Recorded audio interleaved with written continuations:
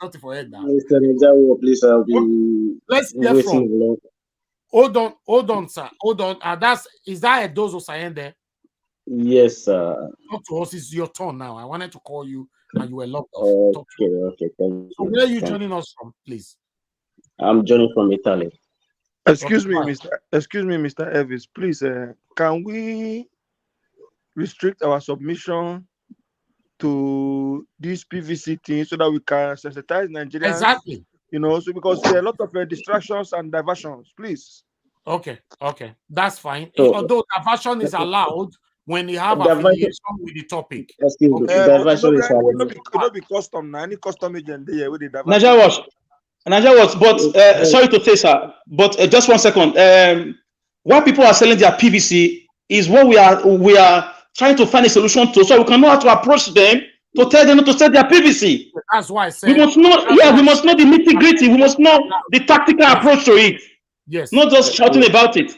Thank you. By beating up your leaders anywhere you see them abroad. Stone them first. Then you start carrying placards in Benin and start protesting. Yes, we are doing that. I was on NSAT at Ring Road. I did. Alex, please. You know what that means? That's going to be on my record. If anybody do that, you start. Okay, I'm sorry about that. I'm sorry, sir. I'm sorry. It's okay. Would you allow me to make But Economando was stoned in Germany last 3 years. Alex, you are disrupting this broadcast for Christ's sake. Yes, please, exactly. I don't like this. You are just interjecting everybody. Everybody has your divergent views. My views is not your view. Please, your intellectual. Please hold on. Whoever that is talking right now, hold on. Okay. Who is talking? What's your name? My name is Edu Sosayende. Okay, thank you. It's your turn. Go ahead. You called me on the platform. Yes. And you asked me where I'm calling from. I said I'm calling from Italy.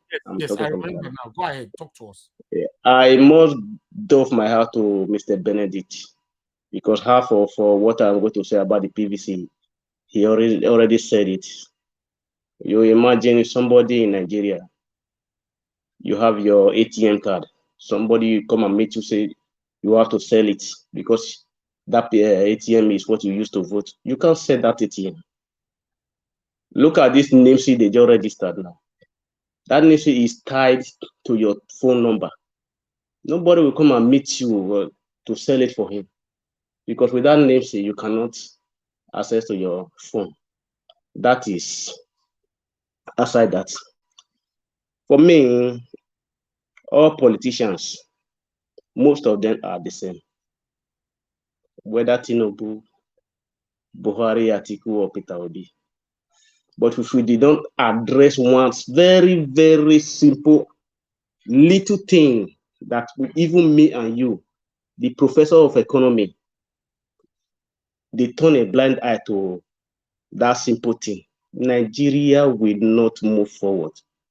It will be me and you tomorrow that will be saying pure water was, the time of Buhari, pure water was 10 naira. Now pure water is 50 naira on Facebook.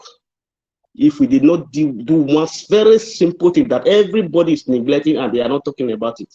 And what is this thing?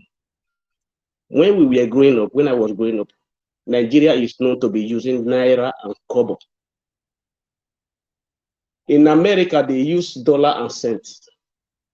In Euro, they use euro and cent. In Britain, they use pounds and what do they call it? Pence.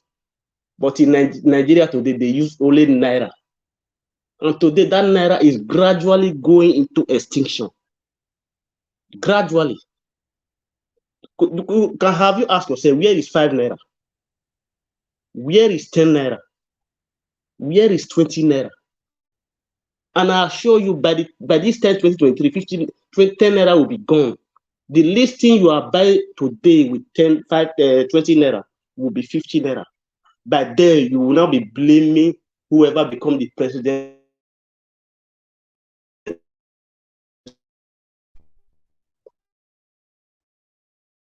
To the basics. What is this basics? Where is 1 Naira? Where is 2 Naira? People are not seeing this thing from my own angle. I'm just thinking about the common man on the street of Nigeria. That man that will hold 100 naira in his pocket, and that 100 naira will not do anything for him. You will hold 200 naira. That 200 naira will not do anything for him because things have gone very high. It is only in Nigeria that things go skyrocket. The increment of price of goods in Nigeria does not increase with 50%, 10% or 20%. It is 100%. Some allocated may be 200%. And why is that happening? Because there is no 1 naira, there is no 2 naira, there is no 3 naira. Let me just give you some kind of analogy. If a product is sold for 10 naira today, tomorrow that product is increased, there is an increment. That thing cannot be sold for 11 naira. It cannot be sold for 12 naira. It cannot be sold for 14 naira. It cannot be sold for 15 naira. It cannot be sold for 18 naira or even 19 naira because there is no 1 naira. There is no 5 naira. It will now go and peg itself on 20 naira. Now, if that same product reduces tomorrow, the person who is selling that product cannot bring it back to 10 naira because he don't want to sell at loss.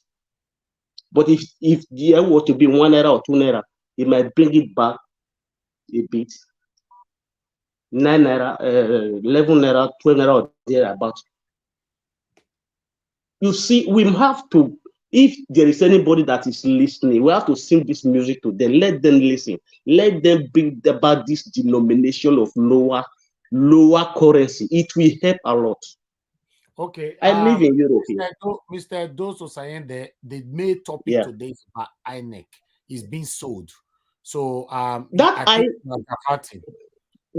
If we are talking about INEC, excuse me, my brother, I'm sorry to say, when you have a viable economy, if you have a viable economy, one, the issue of insecurity is solved at least by 10% or 20%. If you have a viable economy, nobody will come and tell me to come and sell my property. I used to tell my friend, if I want to know my friends, I will just go and meet my friend. I want to sell this thing. I'm a problem. I that from me. I will know the kind of friend that person is. But if you tell me, okay, let's find a solution around it. I'll know the kind of friend that to somebody who have 100 naira and 100 naira don't feed me. I'm going to pay my PVC. Mr. Dose, your network is wavering. It's not very, very good. Please stay one place, okay? Go ahead. Okay. INEC issue, please. When we are talking about, okay, when we want to, if we want to talk about INEC, I said before, what I wanted to say about INEC, Mr. Benedict has already said it. If INEC know the desperation of our politicians, you know the desperation of our politicians, they will not tie one particular thing to voting. You now tie one particular thing to voting. Come 2020 to whatever, after this election, the next election, the same problem we are having, I will still be talking about it. After 8 years, the same problem. If they tie that PV to election only, we will still be having this problem. They have to find a solution to it. That without your PVC, you cannot go to bank and bank your money. Without your PVC, you cannot go to bank and withdraw your money. Without your PVC, you cannot go to school. On this one, I support you because if they can put that through, that means you can't sell your PVC. Because if you sell your PVC, you can't go to bank.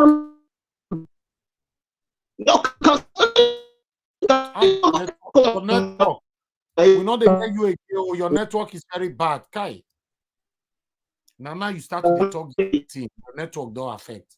They don't hook you. Left is they don't hook your network. We know they hear you again. We know they hear you again. Please come back. Your network is very, very bad. Right? We can't hear you. Sorry. Please come back. His network is terrible right now. All right. Thank you very much, my people, for your time. Before we have him back again, I think the next person that we need to speak to, I'm not too sure anymore now. Shima Obi, we have not talked to you, so talk to us, sir.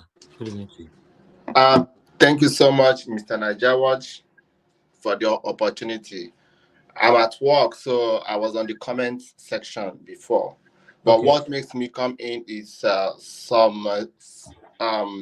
Mr. Johnson Emmanuel. He makes some comment in the comment section, and he said, oftentimes that the so-called poor Nigerians should go and hustle.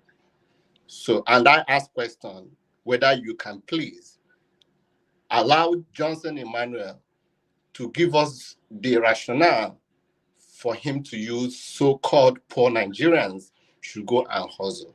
Because I know today in Nigeria, the reason why people japa from Nigeria is because the environment is toxic, because they cannot be able to do anything in Nigeria. So when they have that opportunity, they japa. If any other countries open their border today, Nigerians will japa. Everybody wants to japa from Nigeria because it's toxic. So now Johnson Emmanuel is telling Nigerians that have been humiliated, that has been killed, that has been raped, that do not have freedom of speech, that cannot move from point A from point B. Let me give you an example. For that poor boy in a village that learned how to barb hair, for him to open a shop to barb hair, there is no light. He need a generator to barb that head. He need fuel for it to work. Mr. Najawat and everybody, you know how much you buy fuel in Nigeria to support your crew in Nigeria. You know how much fuel costs. So when somebody makes statement like the so-called poor Nigerian should go and hustle because he has an opportunity to leave Nigeria, therefore every other youth left in Nigeria, that he used that word so-called poor Nigerians should go and hustle. When you go through the comment section, he has been typing it often. So I want him to give us that rationale why he always used that word. Thank you. Okay, all right. Mr. Shima Obi, your submission is directly to Mr. Johnson Emmanuel. I believe he's listening right now. And Mr. Johnson Emmanuel, the word the so-called poor Nigerians are harsh. It's a very harsh word. I will advise you refrain from it, please. That is very, very wrong from you. Refrain from it because it's the politicians that put them, in fact, that weaponize the poverty on them, So Shima Obi, thank you for bringing that to our attention. I would like you to contribute directly to these people selling their PVC for 2,000 Naira. Okay. Thank you, sir. So for me, for Nigeria do not have food to eat. They don't have 100 Naira to buy. Bread is almost 1,500 for small bread. Egg is about more than 100 Naira. So when they see somebody coming to them, and a politician have already made that statement, if you did not vote for us, we will deal with you. So that is direct. Tinubu has already said, it is my turn. Tinubu have already told their people, run with it, snatch it, run with it. If anybody stop you, kill the person. We have heard all these statements. Atiku has already said, we don't need an Igbo person to be a president. So when you hear all this word, and those politicians that they are pumping brand envelope, Tinubu has raised money, Atiku has raised fund. That is why Soludo is doing what he's doing.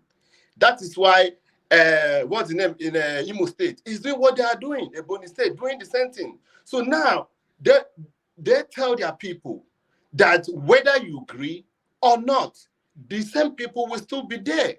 That is the message they are passing to them. If you did not vote, they will be there. If you vote, they will be there. So by telling them all these things, it's easy for somebody who has been hungry, for somebody who has no food to eat, for somebody who can't go to work, for somebody who their salary cannot buy a bag of rice to sell their voter's card. It's very easy. And that is why we are still clamoring. Somebody make a statement here that Nigeria have not demonstrated that angry that the government is treating them bad. We have not really been minus NSAS issue. Nigerian, nobody has already come out on ground to organize rally to say we don't want what is going on in Nigeria. So nobody has said that. So that is why somebody said that it is look as if it's people in the diaspora that are really fighting for this. I've forgotten that people in the diaspora are not, majority are not on the ground. They are not on the ground. And that's why somebody said that the people in the north are not on social media. That they don't even hear the language we are speaking. And you will never hear in the north that INEC office has been burned down. You will not. No matter how the opposition they are, they play the game together. So when you come to our side, south, southeast, the west, they are the ones that are selling these votes. And how are they selling it? When they give them this money, they will come and burn INEC office. When they give them money, they will form a non-government. They will threaten you, and you have to sell that your right. So somebody used the word duress, and they are selling it under duress. They are selling it. They don't have the money to eat, and we are not doing anything about it. We only fight it. We only encourage. But the people on the ground, we are not showcasing it physically. So that's what is going on. Thank you. Can I make a quick submission, Mr. Alex, please? Who is speaking? This is Gingerbread. Gingerbread, no, please. Hold on. We have more people now. Okay, 1 minute. You have 1 minute. Just go ahead, quick. Thank you. Yeah. So Akim Baba Ahmed is the leader of Northern Elders Forum. He's from the north. He's coming out to say that some group of people are buying PVCs from their women. He's not from the south. He's giving you a report of what is happening in the north. That is the same man that came out and said, come and tell the north what you are going to do for them. And that is the elder brother of Dati Baba Ahmed, the vice presidential candidate of the Labour Party. Okay. Thank you for bringing that in. Let's quickly share it around because we have another video here. We're already here now for 2 hours. Okay, we have Midwest people now. It's your turn, sir. Good evening to you. Good evening, sir. Good evening, sir. Thanks very much for joining us. I greet the house, everybody, listeners and viewers worldwide. Though I come in a little bit late, I was very busy. No problem. We're together. Concerning the PVC, my brother, I'm really tired, you know. The whole thing is very worrisome, the situation. I don't think for Northerners to, like, we have, though they believe they're in PDP, and they also have APC strongmen, to see that a stronghold of APC, people are selling PVC, and the APC there will not rise up. Or maybe a stronghold of PDP, APC are trying to buy those votes, and the PDP will rise up. So all this PVC you are seeing, whether in Gota or inside bush, or maybe people with people from Niger, because the most surprising part is that the people in the south are queuing to get PVC, and most of them are unable to get it. But people from Chad, Niger, they are already having it in abundance, to tell the kind of country we find ourselves. And some are already selling their own. And I think that stronghold should be strongholds of Peter Obi. This is what they are trying to do. Whether you see it in Gota everywhere. So we should understand that these people want this power. I keep on saying it, with crook, with anything. They even said it, snatch it, grab it, fight it.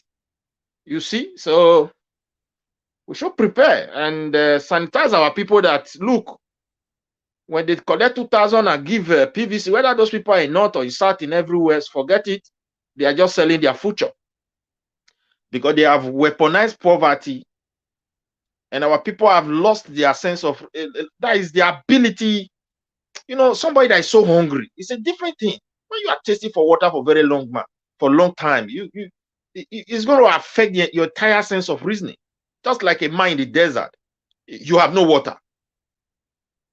And when somebody, after some long period, long journey, and somebody tempts you with water, how are you going to feel? That's the way the country is now. So we still need to tell these people, look, they need to strive on, that they should not say they are right, because Nigeria government is not serious. How can people be selling PVC?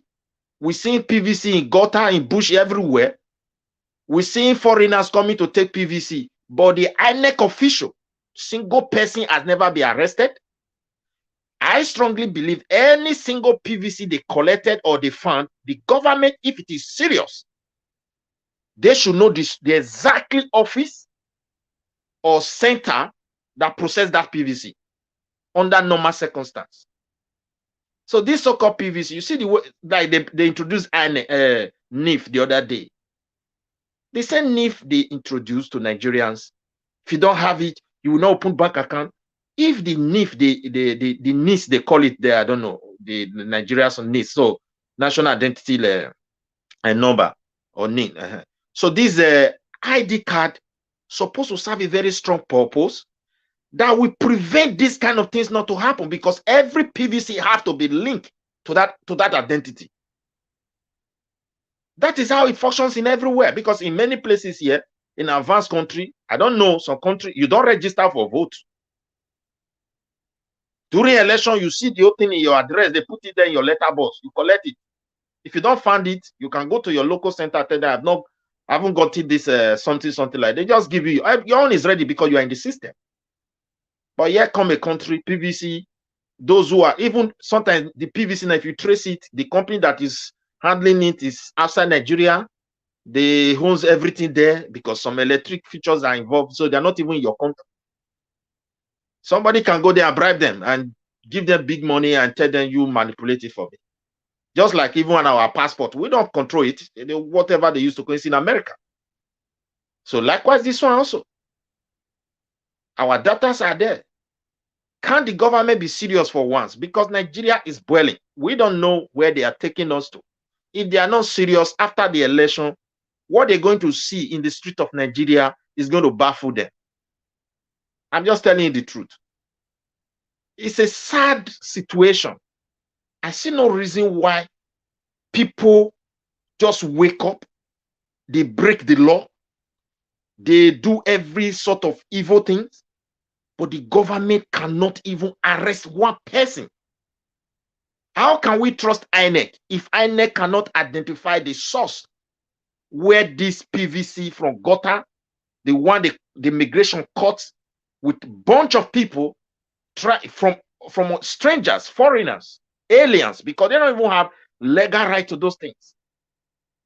But they are not able to arrest one person. They are not able to identify one office. The source of that place is to tell you, see the way they structure things. They structure things in a way where investigation is totally impossible. So may God help us, my brother. We need to be sensitive to what is going on. For me, I'm really worried that if Nigeria government is willing to conduct free and fair election. Thank you. Thank you, sir. people. Thank you very much. Son of man, thanks for joining us. It's your turn. Talk to us. So please, you have 3 minutes. So we can move on to the next video. Because son of man, you are not available. I'm going to move on to the next person right now. CM, good evening to you, sir.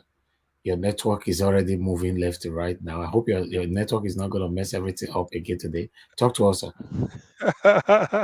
Well, okay, thank you. If you can hear me, let me quickly do before he misbehaves.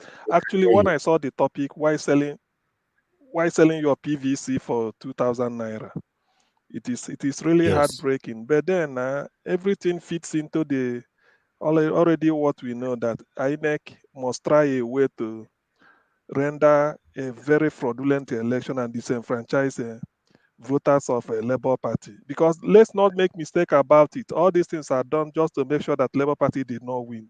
That is the meaning of all these things they are bringing up. INEC know exactly what to do to arrest the situation. Yes, I agree that because of the hunger in the land, people might like to sell their PVC. But then when you say PVC, remember, those people buying it, they want to use it to rig elections. So INEC should be able to checkmate. It's not that you present a PVC. If you present a PVC, for who? Can the candidate, if I buy a PVC, if I buy your PVC, like I know the way they say Beavers works, I need to be present. After having, if you the owner of the PVC, need to be present to present it at the polling station, and then do the necessary biometrics for it to work. So I do not see, probably they are using it, they know they're to do it. But then if INEC stand his feet and feel that they must deliver a free and fair election, all these things they're doing is inconsequential. But because INEC is in cahoot with APC in what they are doing, that's why I can never exonerate them. And that reinforces my call on the Labour Party. They should have a unit dedicated to monitoring whatever INEC is doing between 9th and February. Because all these things are being done just to make sure P2B did not get it. But they will fail anyway, because the people are, according to the Labour song I had, Nigerians have woken up and down the country, east and west. People are tired. The hunger is real. The suffering is too much. Insecurity up and down. So how can they change it? And they've advised the people, we are not going to fight a war. There's no need killing ourselves. All we need to do is get your PVC. We vote these people out to allow P2B to come and start a very clean work for which God brought him into this purpose for. So all this idea of selling PVC, INEC should be aware. I mean, for us to be discussing it here, it should be giving INEC a sleepless night. When the PVC, because of all the security tendencies around it, how come if you buy somebody's PVC, how are you going to use it? There's no more incident form. There's no need to snatch a ballot box again. Everything is as you are thumb printing, as you are voting, the thing is going to the server for the person it's meant for. So why are they buying PVC, and what is INEC doing against it? See what you don't understand why they are buying. Yes, please.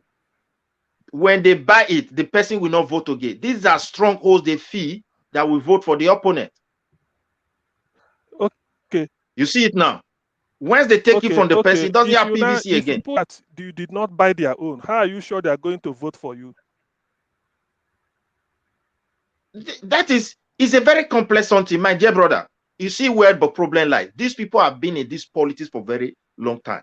Like somebody said here. Okay, yes.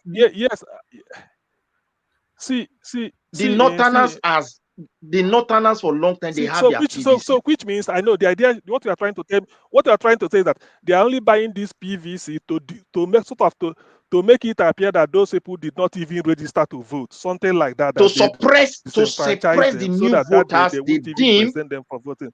You know, voter suppression.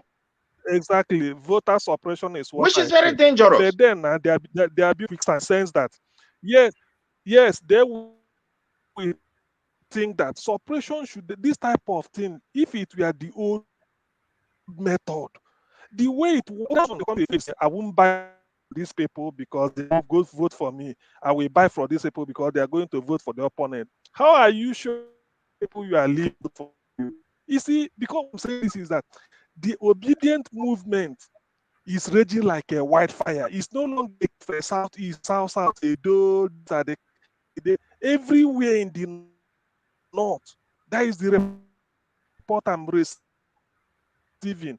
That people are only waiting to vote for Obi. That they are just saying they may do it because that is the only thing they feel, that by suppressing people not to vote, you feel that the way they say, if you blow off my candle, it will make your own to shine brighter or something like that. So, well, that is their permutation. But if INEC is alert to their responsibility, they can also thwart it. Thank you. All right. Thank you. Thank you very much, Mr. CM. I'd like us to move on now to Shuk Sibiboze before we move on to the next video. Good evening to you, sir. Okay, let's play the other video. We'll come back. Whoever that couldn't contribute right now will contribute later on. There's some Northerners. I know I've came out to say that is either Peter Obi or nothing. I would like us to listen to this.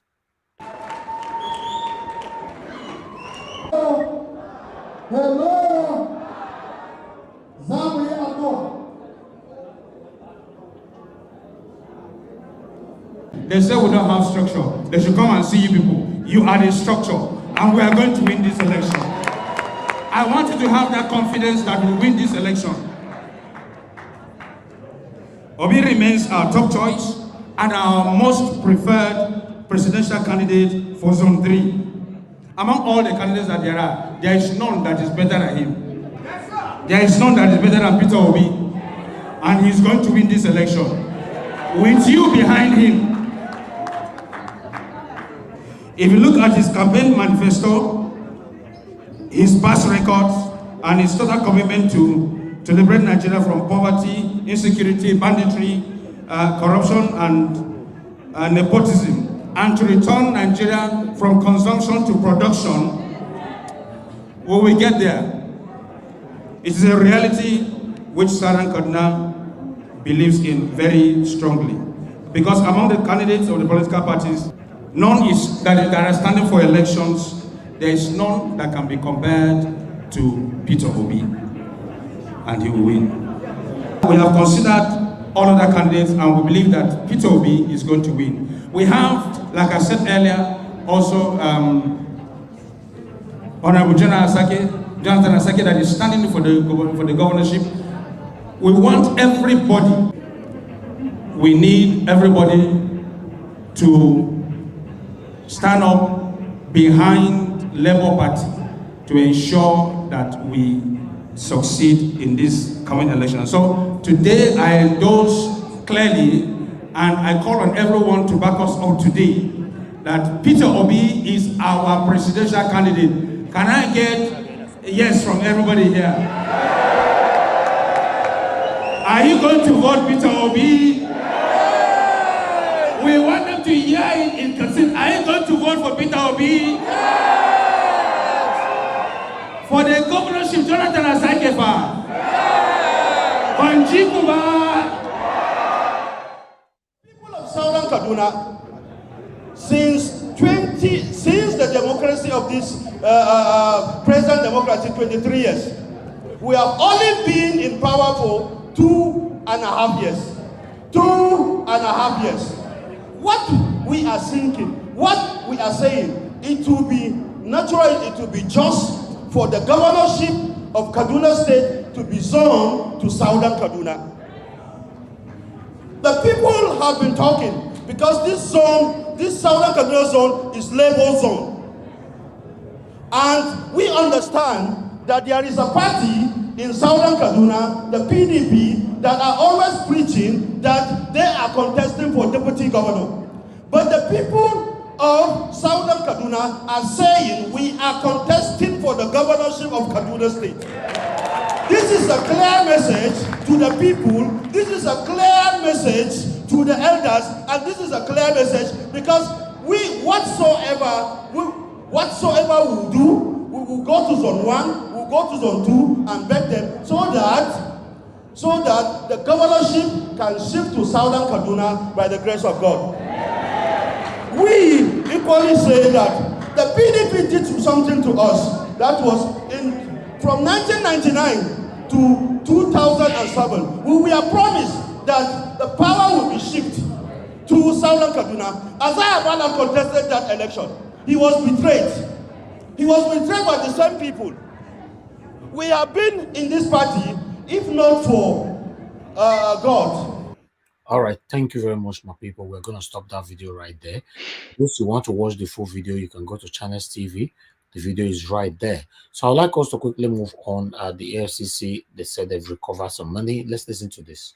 The 62nd Ministerial Weekly Briefing is anchored by the Economic and Financial Crimes Commission. The chairman of the commission had fresh revelations on the monies recovered from the suspended Accountant General of the Federation, Mr. Ahmed Idris. One of the last major investigations that we did was we arrested the Accountant General of the Federation. The Accountant General of the Federation was arrested. Out of that fraudulent activities, the EFCC have recovered over 30 billion now, and we're already prosecuting them. In the last couple of years, under this administration, is there anybody that has not been investigated? Everybody has been investigated, including the EFCC. There were more recoveries, especially from crude oil royalties. 54 million US dollars for NUPRC, in terms of royalty that one of the oil companies have not paid. But our investigation led to that recovery. For the recoveries that we are making for NDDC, for instance, between now and probably, next week, we are going to transfer to them about 30 billion naira and about 30 million USD. These are recoveries that we have made from oil companies that have refused to pay the 3% statutory, payment to, NDDC. The painful part of this particular video is that all this recovering, what is the benefit of it? What are they using the recovery money for? So we are going to move on. Because I want to play all the videos once and for all, so we can just talk on it. And for those of us that are Christians, there are threats going on right now for Christians. So I would like us to listen to this. The threat letter was not sent to the churches. The threat letter was dropped around the headquarters and was brought to me. I was the one that opened the envelope, read the threat letter. On seeing that, I now invited the Christian Association of Nigeria to tell them about the threat. Whether it is real or not, we have to be security conscious. So I gave them copies of the letter so that they will adjust their programs in the church. Instead of closing late, they should close on time. Thereabout, I now directed all my DPOs to ensure that every Friday, police patrol team must go to mosque and give them adequate security until they finish the Jumat prayers. Equally, on Sundays, all the patrol teams will go around the churches and ensure that they are safe, and after the church service before they close. All right, there's a threat letter going on that they're going to attack churches anytime from now. They're going to burn churches and all that anytime from now. The unfortunate part of this is that, although the good thing about it is that the police, as you can hear from him, they are providing security for those that fellowship on Sundays and for the Muslims on Fridays. But remember that our churches on the recent days, they have started fellowship every day, Monday to Monday. Monday, Tuesday, Wednesday, Thursday, Friday, Saturday, Sunday, Saturday again, Sunday is they are walking around the clock. I don't know if that they are doing that because of Humphrey. They are doing that because is God directed them to do that, but it's pathetic. So we're also going to be addressing this. The bottom line of me presenting this video today is because there is an attack that's about to happen. We shouldn't look down on it. And the last video we have for today is this one here. I just want us to hear this.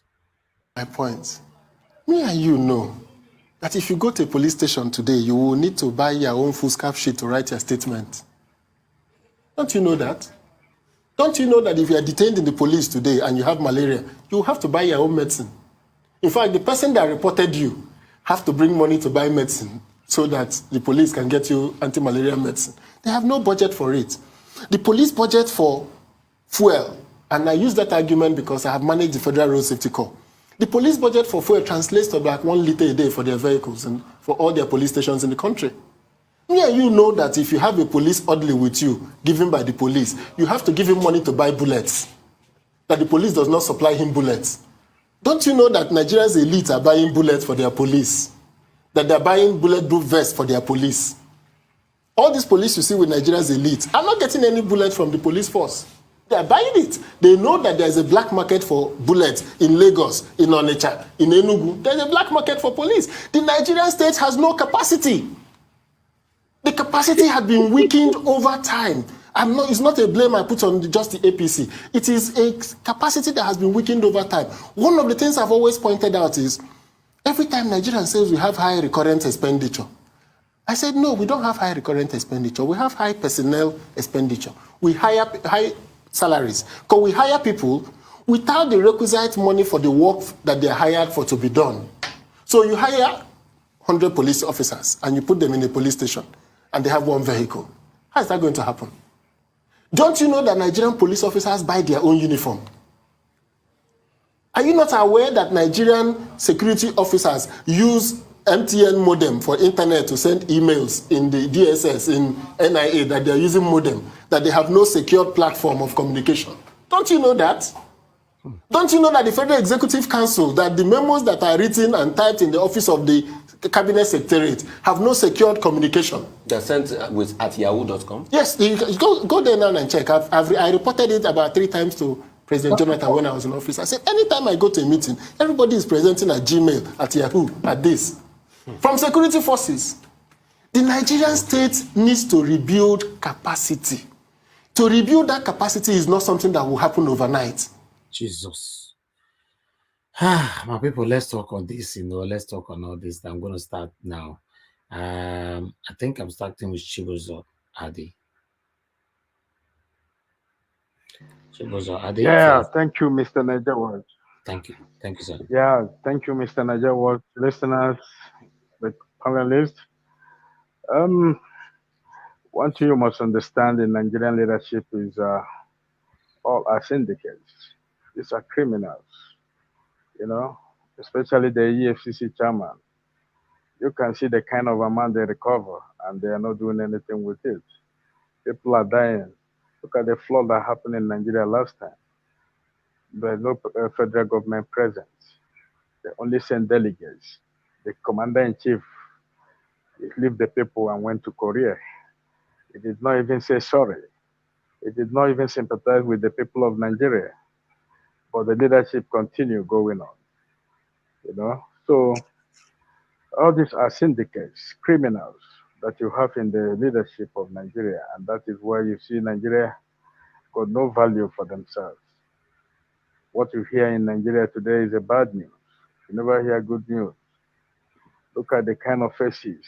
Look at the kind of people coming out for this campaign, trying to, drive Nigeria to the positive way.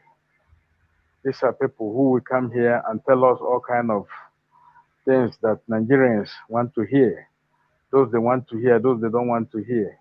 Mr. Niger Watch, I keep on telling you, our problem lies in our ID. Our security lies in our ID. If you go to London today, almost all the whole houses in London have surveillance cameras. The same thing applies to UK, in America, China, Beijing, Tokyo, all the advanced countries. This is how you manage your security architect. Apprehend criminals. Know the house they come out from. Know when they're arriving from outside the country, from the airport. Those security can monitor them. If there is any crime committed, they will go to those security cameras and revise it back to know exactly what happened in the past.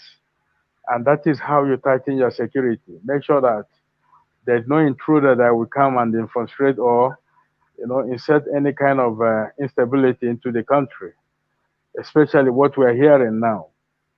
People are coming from the jail, registering for this so-called PVC. This syndicate have, spend our money to impose on us. We have a national ID. We have a BVN. We have a voter's card. These are all areas all these syndicates are using to make money, to make sure they frustrate us in this very Nigeria. Today, people in Nigeria, I don't blame them to collect for that 200, 2,000 Naira. It's a very shameful thing. But a lot of people, like I mentioned earlier, a lot of people don't even know whether Tinubu exists, whether P2B exists, whether Atiku exists. What they know is, do you give them the money? And that is it. Because there is no presence of government in that area. That local government, no presence of government. They have lost hope. They have lost everything. Anything you impose to them, they will take it. They got no choice. Both north and south, east, west, now central. People are very poor. Why we are saying this? Because we have tasted life in abroad. We have lived in advanced country. We understand the style and technology they use to fish out some few syndicates that trouble their system. In Nigeria, we don't have all those kind of system that can flush all these rotten rats into our system, and that is where you see all kind of excuses, all kind of obstruction going on in Nigeria. We cannot be able to do things, and it goes the way it's supposed to go, because of the type of people we elect in power, people who got no vision, people. Mr. Niger Watch, I was watching one video, Eco City. This very Eco City was the project. That project was to build that Eco City to be a smart city. The project cost $6 billion. $6 billion is what one is the kind of money one politician will put in his pocket and disappear from Nigeria, from Edo State to Imo State, to Anambra State, to Borno, to Lagos, to Sokoto, to FCT. Those leaders there, that is the money they put in their pocket and run away. Why can't they use this money and they build all the states they govern and they make sure that everybody live in happiness? Give better wages for Nigerians. We don't have a better wages. We don't have investors confident. We don't have a purchasing power. What is all this? Because minimum wage is 30,000 naira. What can you buy with 30,000 naira? Convert it to dollar. You can see how much that minimum wage is. People cannot be able to find even job. There is no creativity, no industry. Because government of Nigeria kills talents. In America, minimum wage in America is at least $12 per hour or $11 per hour. I don't know in UK. I don't know in Japan. This is minimum wage. But still, industries, factories, innovationists are there trying to improve the life of the people. Thank you, Mr. Najawo. Thank you very much, sir. I appreciate you. Thank you. Please, before we move on to the next person, please help us to share this broadcast, like the broadcast as well, please. I can see that people are not liking this broadcast, help us to like and share. And throughout today, 2 hours, 44 minutes, nobody don't buy me water for here. Okay. All right. No wala. Do where I appreciate you now. Because cash is not there, Ima not there. That's what they treat me all the time. God is watching. Thank you very much, my people. I appreciate you all. I bet me gonna share this broadcast. Me gonna like the broadcast. I really want to see more likes right now. The like is not encouraging at all. As you all can see right there, we have 93 likes. Please press the like button. It's right there on your screen. Just press it. Encourage us so that our voices can go far. God bless you all. All right. I would like to move on now to Bennett Obede. Bennett Obede, please talk to us in 3 minutes. We are rounding up after all the information. Thank you. Okay, yeah, my brother. For me, I really want to talk about the threat letter to the Christians, the churches in Nigeria.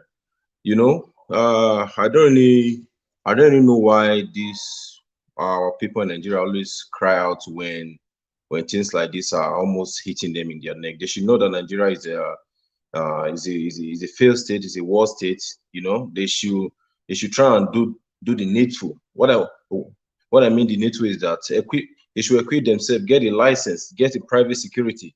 Because this thing is not just going to come easily the way we all think. Change of government, change of power, the way like good luck hand over to Buhari if maybe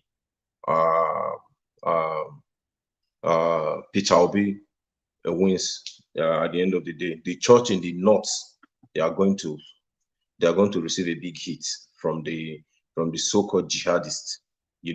So they should start preparing for themselves. This issue of crying out, yeah, it's good to cry, but they should be smart. Even in the place where the Christianity came from, these people they don't sleep. They don't even blink in a day because they know they are all surrounded with in the Arab world. So if they can take a what's it called, a copy from those people, I think the church in in Nigeria should start doing something like that. What I mean doing something like that, they should start protecting themselves. They shouldn't depend on Nigerian government, because Nigerian government they are the terrorists terrorizing people in the north, even we here in the south, because right now election is coming. We are all complaining about so many unlawful things that is happening, you know. But we all, at times, we forget that we have somebody in charge. We have a president. We have Inspector General of Police.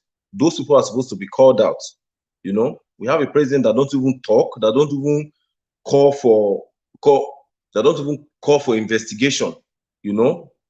So all these things is just that these pastors, they are high profile people. They should do something to protect themselves. So that is for them. The other one about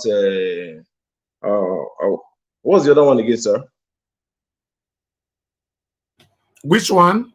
The police now. Police where you go pay money before they write your statement. Yeah, the police one. Brothers, those will not be new thing now. That is why we are fighting for good government now, for Peter Obi to come to change these things. You understand? That is not a news to anybody. I remember those days. And the FCC, money. So where they go arrest us, that I carry us go Okoro police station. You know, you go see, you buy tissue, buy everything safe. You know, so it's not even in the police station, even in our hospitals.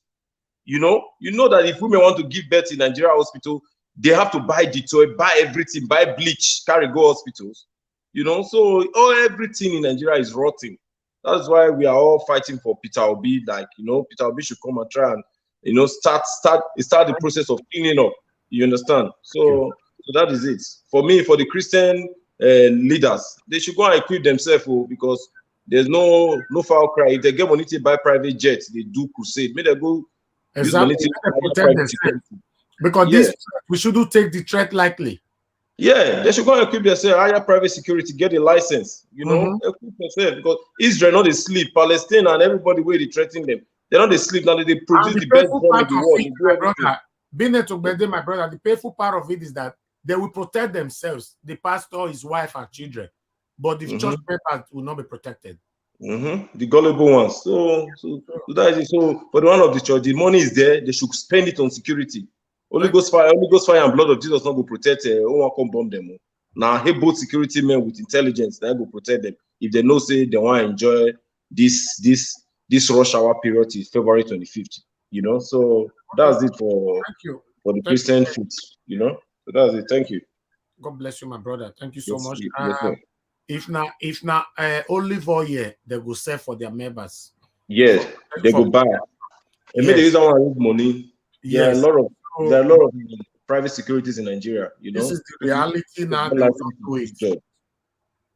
Anyway, Mr. Alex, it's your turn. Talk to us, sir.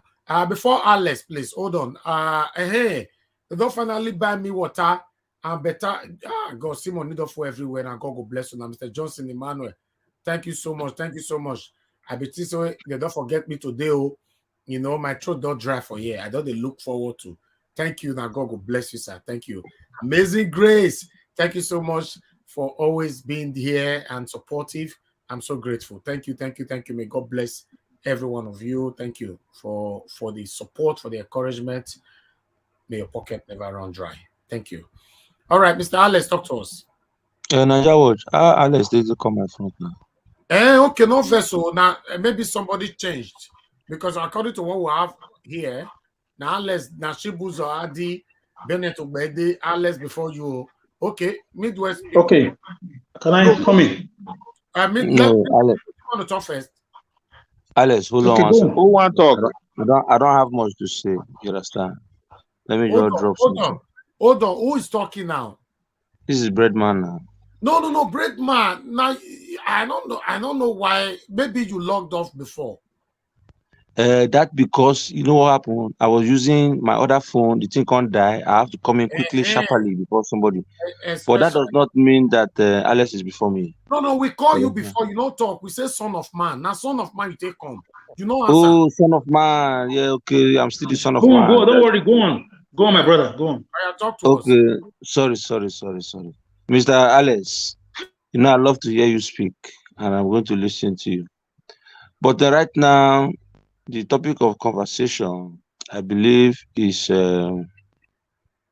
about threats to the churches. Well, who are those that are threatening the churches?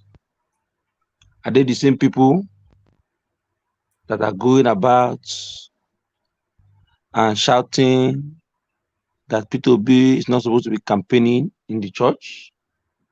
Are they the same people that are fidgeting and perambulating that a Christian goes to worship in the church, and just because of the love that Nigerians have for him, when they announce his presence, the whole church goes gagagashos? Who are those that are threatening? That is the question.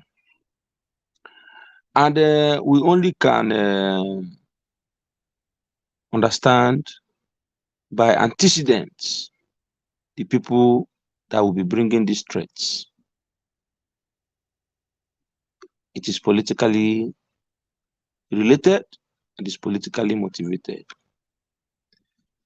Well, if they can attack the prisons and get away with it, if they can attack the train and get away with it, if they can even attack the brigades of guard or the president and get away with it, the church is at the mercy of God.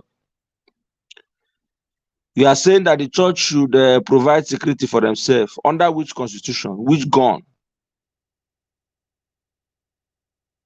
Which government will authorize the church to provide security that will carry gun for church? So, you see, I think we all must continue to be vigilant. The churches, especially some of all these big churches that are still standing on the fence, have not come out to say clearly, that we have prayed and prayed, and God cannot come down from heaven. But he has sent a man who has been scrutinized back and front and has been found to be most credible based on antecedents and based on his personal lifestyle and accomplishments, to be able to move this country in the right direction, in the person of P2B.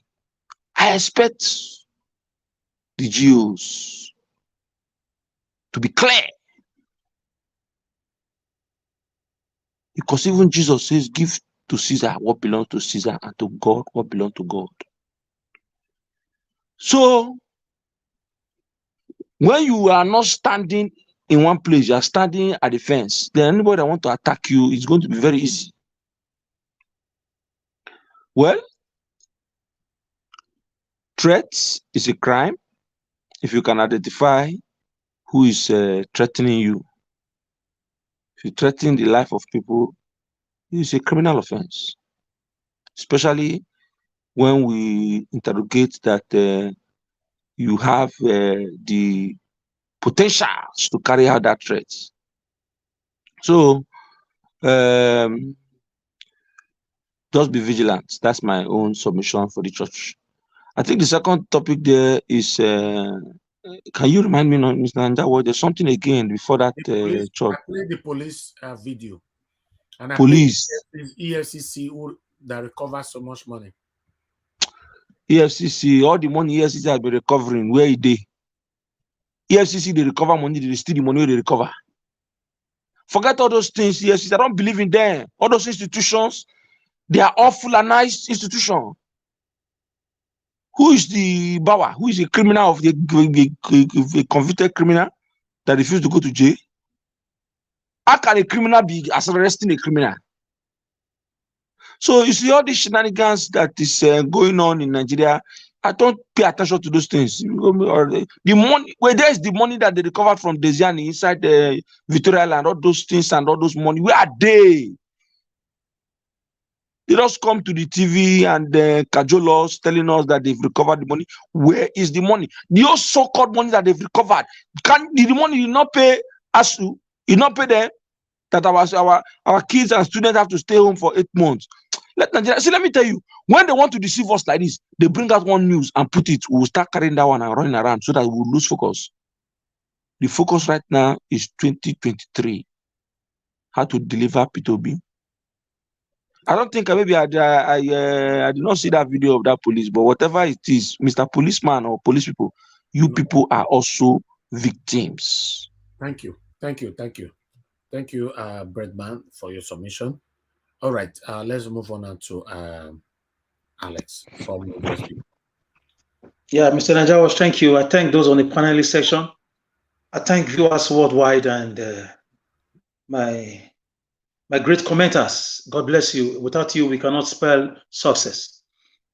I still want to refer you to the Nigerian Constitution, Section 14, Subsection 2B. The net Constitution as amended. That's the welfare and the security of the people shall be the primary responsibility of the government. This is Nigerian Constitution. I will leave Subsection 2C for Mr. Lefty's next time because he corrected me on that. Ladies and gentlemen, this is the primary duty of a government. We look at the security part of it, as I said before, but we don't think about the welfare, especially with the resources we have. So I define welfare for you just now with the Google dictionary. You guys can go back to the previous video and you see how it is. If you have to go back there, firstly, Google define it as health, happiness, and fortunes of a people or group. Then secondly, statutory procedure or social effort designed to promote the basic physical and material well-being of a people indeed, in need rather. So what is the government providing for Nigerians? Nothing. Education, nothing. Infrastructure, nothing. Electricity, nothing. Agriculture, nothing. Empowerment, nothing. What do we have? Do we not blame Nnamdi Kanu for calling Nigeria a zoo? Is that not why they went to and kidnapped him? What do we have? What has a Nigerian child born since 1999 gained from this country? I'm going somewhere, follow me. What has a Nigerian child born since 1999? Let's move those in 1960. They dealt with our grandfathers. They dealt with our fathers. Now they are dealing with us and they want to deal with our children. And we are saying no. Guys, who is threatening Nigeria? Who is threatening the church? Have you noticed that the burning of churches has reduced drastically, if not to almost to 1.0%? Have you noticed that the kidnapping and the slaughtering of human beings have gone down so drastically, so fortuitously, so suddenly, so to say? Have you noticed that the monkeys and tigers swallowing monies have gone back to the zoo, waiting for the aftermath of the elections? If you carry these parameters, these hypotheses, if you join them together, like the doctors will do, we cannot diagnose that we don't really have insecurity in Nigeria. Like the previous caller said, I want to continue from where he stopped. The people threatening the church is your federal government working with the APC. I stand to say it as a concerned citizen born in this land to let you know we don't have insecurity in Nigeria. Do you know what is Nigerian military forces? Have you read about the escapades and the exploits of the Nigerian peacekeeping forces? ECOMONG, what they did in Sierra Leone, Liberia, Djibouti. Have you heard about the quarters? The role Nigerian played in Zogu, played in Zaire, the present-day Congo, when they had uprising following the death of Emery Lumumba. The whole Nigeria, the largest infantry in the whole of Africa, one of the largest in the whole world. No external forces can threaten us. We are the one killing ourselves. hold President Buhari responsible. Immediately his tenure is over next few months. Arrest him. Let him be tried and serve justice for crime against humanity. Let Osibajo be tried for the killings of innocent people at Lekki Toll Gate and nationwide kidnapping. They intentionally unleashed 6 million killers on us. Nationwide, our express roads are not passable. They're not usable. And you dare to tell me, look at that. That people would say is a zoo. We have leaders are baboons. Look at that police talking. Brainwashed slave obeying slave masters. Atiku and Buhari are behind the whole killings, and you know it. He deleted the tweets of Deborah's killing. Up till now, the killers of Deborah are still drinking beer in the streets of the northern part of Nigeria. This is why there is no way Nigeria cannot split. As a student of history and politics, unless what I was taught in school is a fallacy, I stand with all the conglomeration of facts and figures.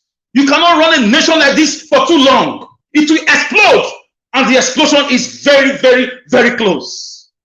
So those in power who think they can continue to masturbate themselves in the corners of power with wickedness, your senators, call all the names of your senators in your zone, hold them accountable. They are the one issuing you threats.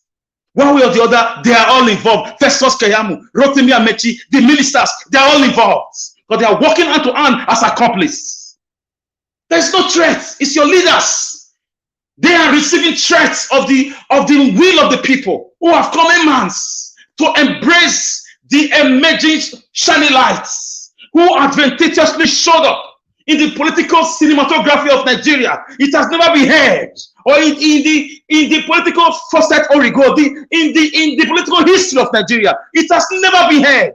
One man from the east is being accepted overwhelmingly across the divide of the nation. That is the threat to them. They are threatening at the massive reception the man gets in the whole area of churches he goes to. That is the threat to them. They can threaten us with guns. We've seen a lot of it. And I'm issuing a reply to them as a concerned citizen. We are ready for them. We are ready for them. You cannot continue to keep people. I want to also join those who spoke that the church will equip themselves. A governor said in Zamfara, this present day governor of Zamfara, the serving governor, he told Zamfara citizens, get guns and protect yourself. That's not Mr. Alex, that is Zamfara state governor. He said it 5 months ago precisely.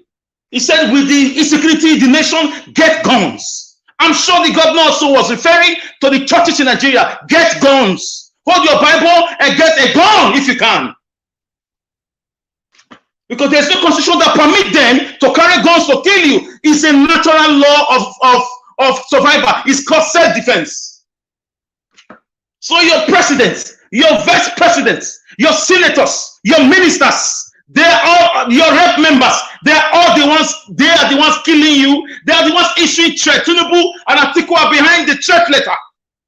Come on, you don't need to tell a blind man it's raining. How long are we going to continue to excellency these wicked vampires, you call politicians? Ojukwu will be shaking in his grave. What is all this mess? You call this a nation? Nigeria will implode on them very soon. It almost happened during the NSAS. So for me, whether you like it or not, I may not tell you what you want to hear. There's no gainsaying about it. It's not a matter of if, it's just a matter of when. The doomsday is being postponed, but it's very close. There will be no airport on that day. There will be no boundary to run to on that day. I'm telling the politicians, no private jet can move on that day because all the uniform men will put their uniform and join the citizens. Go and ask about Rwanda genocide. Go and ask about the war that happened in Liberia. Go and ask about South Sudan. You can't escape it. If you do, your family members can't escape it. So we should be careful the way they are issuing. I'm sure they are hearing me. All right. What will it take to fix the country? Act the basic things of life: education, security, food to eat. What will it take to empower youth, to create good policies? People are building Singapore for God's sake, and they are human beings. Our leaders are the ones issuing threats. Thank you. Thank you. Thank you, my brother.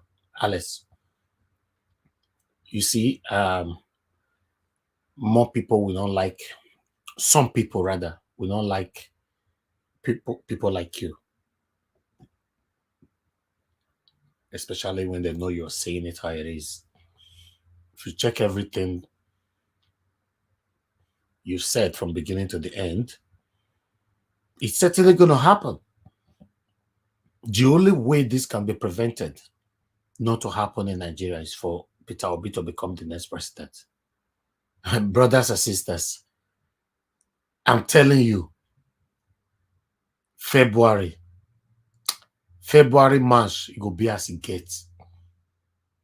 I'm telling you, the only way everywhere will look peaceful is that if Peter Obi win, they will just carry the power they will give up. If not that, Nigerians are tired, both home and abroad. Anywhere you are as a Nigerian, we all are tired. Thank you. Midwest people, please talk to us, sir. We talk about this EFCC, just like one of the commentators said. When Buhari came to power, a lot of Nigeria corrupt politicians and officials that has make money through dubious manners, they started digging their monies in bushes everywhere because of fear. But I haven't studied this man, that is a man that we appoint people and he doesn't check on them. And a man that believes in his tribal people first. So gradually they now realize this is not that Buhari we were hearing about. Now the question is this. And after spending like first 6 months of while, we have Buhari recovering. But now we are not the most indebted country in the world. Going everywhere. All those recovery. Where is that money? Now this one is also recovery.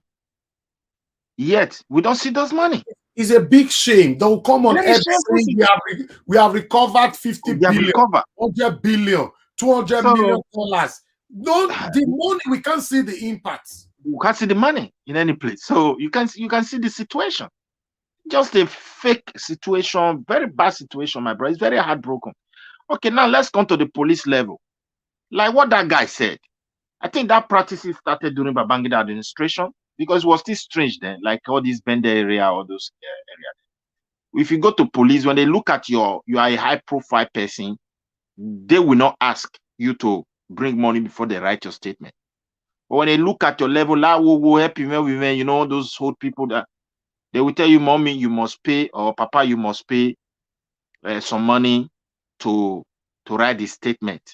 Then after writing the statement, they will take you gradually and say, all this taxi way there, one of our vehicle don't go. Before that one go come to, they go be 12 o'clock in the night. IPO don't close. Today we go deal with that boy. Just bring money, maybe we rent this taxi. Automatically you are paying for the paper when they write your statement and the barrel. You are also renting vehicle. Now so the thing we enter democracy. And that is why occasionally I don't blame when I see people say they mention Fulani. I don't know the point they are saying it from. Is it through lens of tribalism or the true lens of hatred? This is where I'm a little bit confused. If we knew this thing was bad and the old Nigerians were aware, particularly those that have had government offices, because this thing is not a hidden something, it's an open practice in the southern part of Nigeria. Why didn't Obasanjo stop it? Why didn't Jonathan stop it? You see, the whole problem is that they have spoiled the country. Corruption has held us hostage. The worst part of it now is insecurity. So it's a total messed up situation. Now you are not expecting a man like Buhari that believe in only his people. You don't even when court sentence them, they can set them free to come and stop that kind of practices. And those majority of those practices in the southern part of Nigeria. In the north, you go tell someone make come bring money, make they write a statement, go they look you there. If you arrest now, go follow you. Go ask police where don't serve for that. They will tell you the differences. It's very clear. So you see, we in the south, we need to refresh our mind. We cannot be blaming other people when we are worse than those people. Now they are threatening churches. The mega churches in Nigeria, sorry to use that word mega, church supposed to belong to God, belong to sons and daughters, prominent sons and daughters of the southern part of Nigeria. Now they are threatening it. And most of these churches were the one who brought Buhari to this power. I don't want to mention name. You know? Now, the cop is coming closer to those who thought they know people. Nigeria is under a serious threat. This election, I pray for it to be peaceful, but with the attitude of I don't care or lack of seriousness on the part of the government, they may allow this country to explode. People are seriously hungry. It's just that inability to coordinate themselves and say, this is what we want. It's just what is causing the problem. If I wish that spirit of unity, since we know we are a common enemy is what is confronting us. But I pray that God Almighty, who raised Peter Obi from nowhere, should finish his work. Because that is the only hope as far as this terrible situation is concerned at this very moment. I'm telling Nigeria that are hearing my voice that we are in a crossroad, a situation that Nigeria has never witnessed in the history of that country is about to happen. Serious issue is on ground because we cannot take those threats like empty threats. They said they will go after president. They went after his security. They did it. They said they will break jail. They went to jail and break it. Now they have issued a letter to churches, but I pray that God touch their heart. They start touching these mega who use the same Nigeria police that the common man cannot afford. They tell the common man Holy Ghost is with you and your family, while the Nigeria police force is with them and their family. You can see the lies. They don't even campaign for a change of the society because they themselves, they never allow the Holy Spirit to use them any longer. They use themselves the way they want. So that's why we're in a total mess. It's a serious issue. I see no reason why in a country we practice democracy for 20-something years. You will still go to police station. You must pay money to write your statement. You will pay money to charter taxi for a vehicle for police to go and arrest somebody. What is security there? Nothing.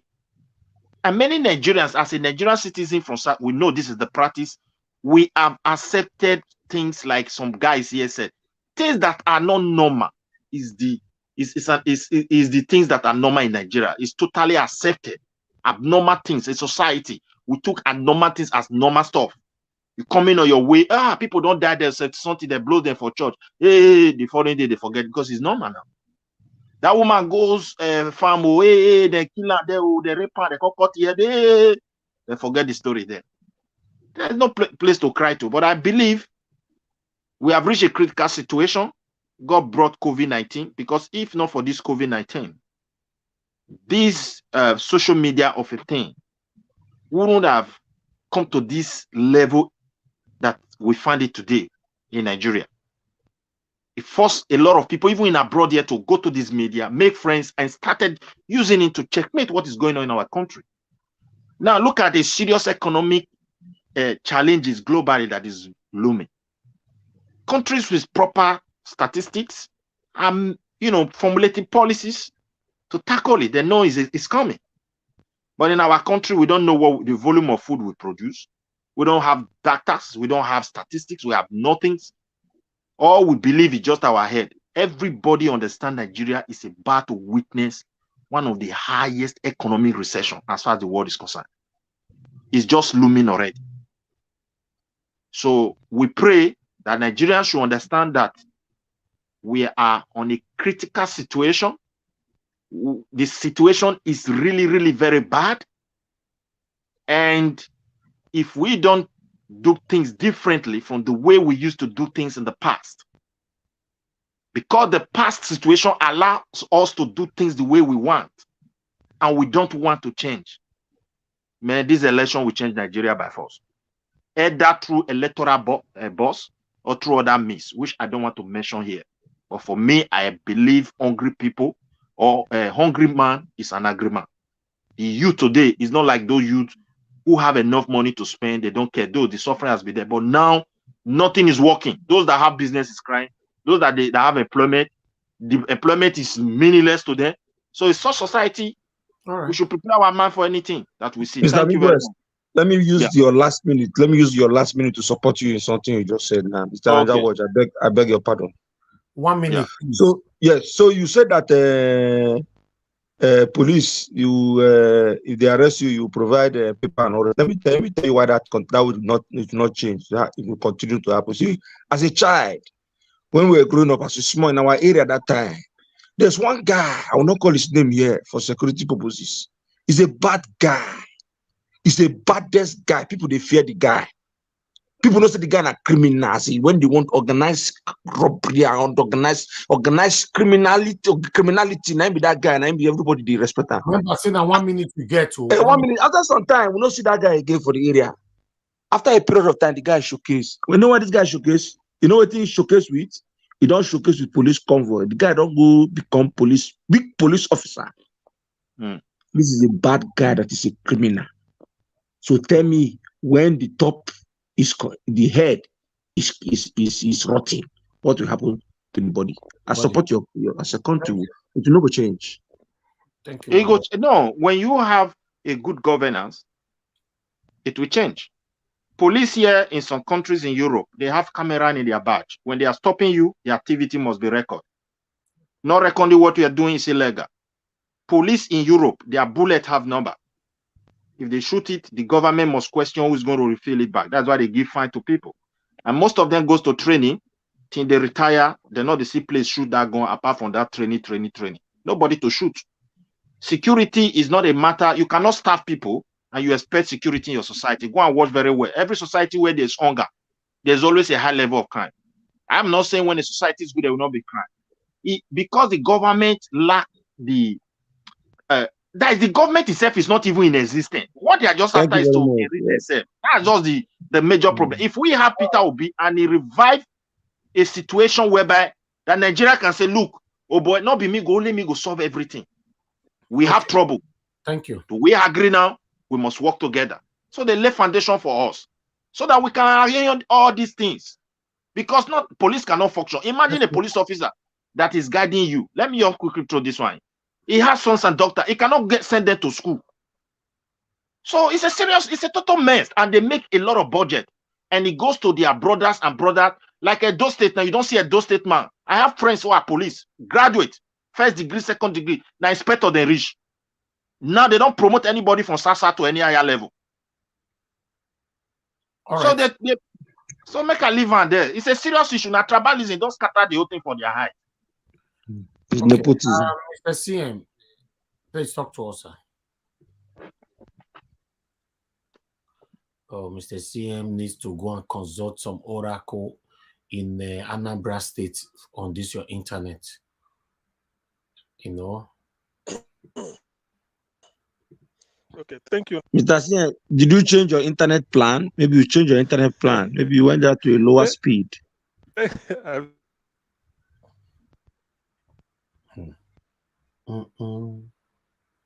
We are waiting for Mr. CM, ladies and gentlemen. No, I didn't. Probably I'm looking into it. I hope you are hearing me anyway, please. Okay. Just go ahead. Go down. Are you hearing me? Yes. Okay, good. Let me quickly. I won't be long. Actually, the issue of a threat letter to churches, I think we've dealt exhaustively on it, and I agree with most of the speakers said it's a function of Atiku, Buhari, and Atiku. In short, all their Tinubu and all these things. All these things are meant to, to disenfranchise the voters of Labour Party and then see how they are going to stop the election or prevent P2B from winning. So that is as good as it gets. We all know this. Then secondly, the EFCC recovers money from all these are all news. What are they trying to say? The one they've been recovered, even the one people voluntarily gave to federal government, like Lai Mohammed was saying in 2015, where are they? So that doesn't even bother me. I know EFCC just another Kalo people. They're all thieves there. After all, where is Magu, Ibrahim Magu, the former director of EACC. So they only go there to do plea bargain. If they catch you with $50 million, they tell you to give them 25, and then you settle them with, I think we've had it before. So it's in the public domain. I don't really need to say whatever. Now, there's something I want us to look. Why people were speaking, there's an interview granted by Professor Godwin Dara, Professor of Oral Literature and Culture at Delta State University. He's one of my favorite writers in The Guardian in those days.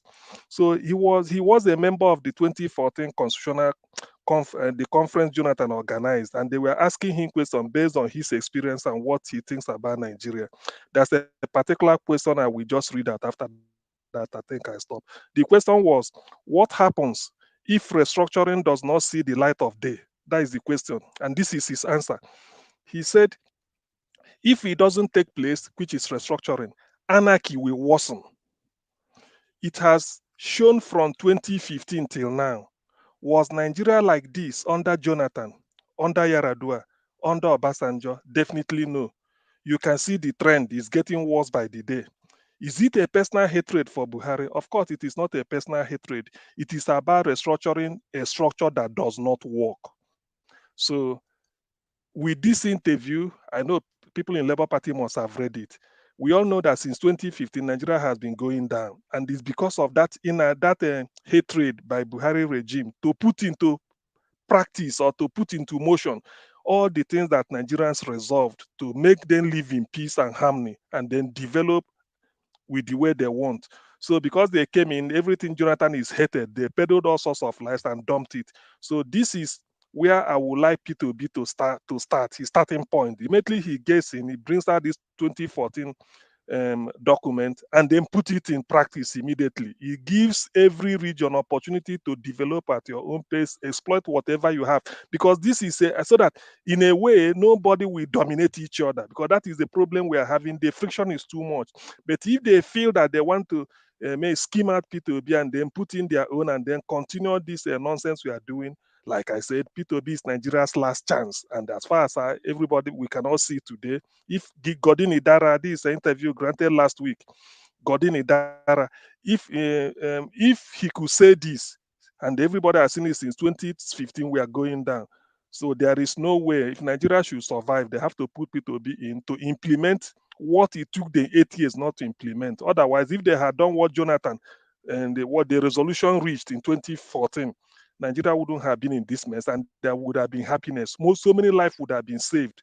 Already, Nigeria is, and the economy wouldn't have been where we are now. So there's a solution to our mess, which we can see clearly. But if we fail on the altar of nepotism or ignorance or just wickedness to continue the status quo, well, I don't know what, like Wike will say, what they see, they take. Thank you. Somebody said, can I ask a question? I don't know. All right. Thank you, CM. Thank you very much. Let's just move on. Shooks Ibibweze, please talk to us, sir. Yeah, good evening, Mr. Niger Watch. Sorry for last time. I wanted to talk to unmute myself, but I touched water, so I couldn't unmute myself. Yeah, CM, I just wanna I just wanna ask you a question here, because everybody keep having this hope that Nigeria is gonna be good. Nigeria is gonna be good. My question now is, if it doesn't happen, what is the next? And the second question is,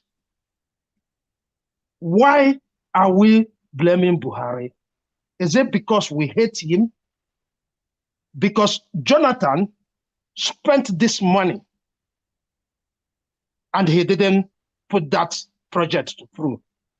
I heard him spoke that he was keeping that document until he become the next he becomes second time president. Then he will assign it.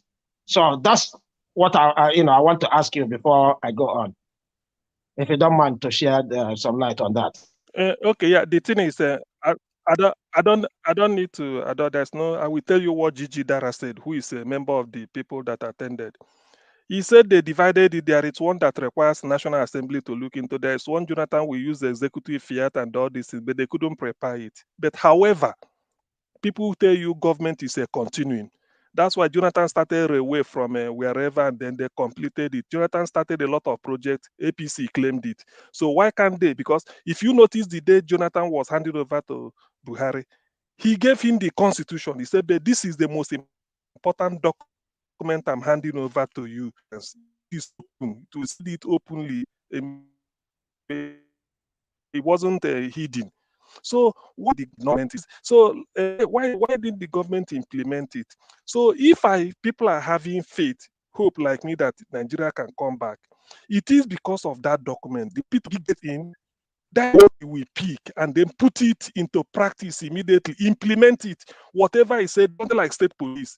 Are you telling me that the people killing, if they go, let me just say something like Edo State, the people, the state police in Edo State are mainly indigenous of Edo State. Then you get to Auchi, maybe Esako local government. The local government police, they are from that place.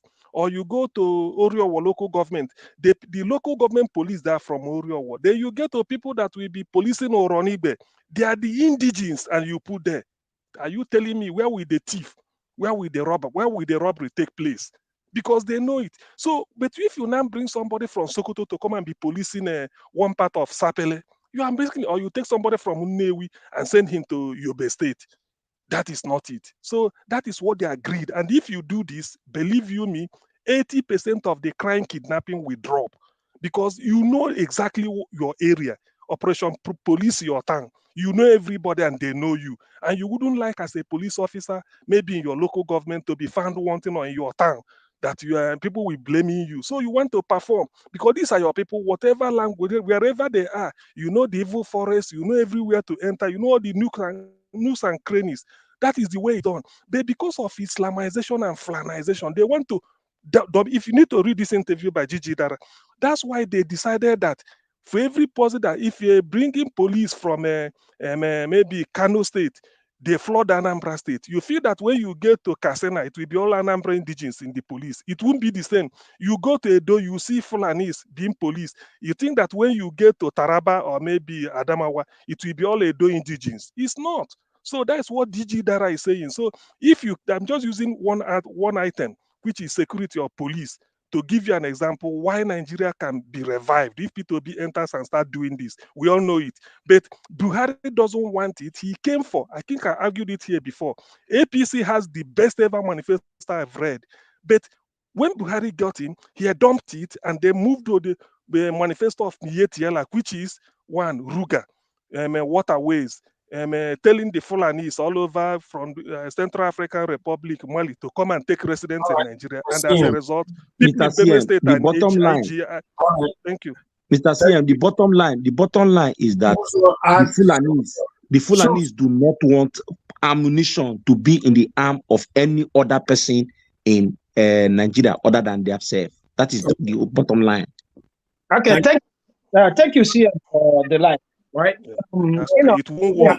And you've seen where it thank you. Thank you. Round up Chuksibi, please.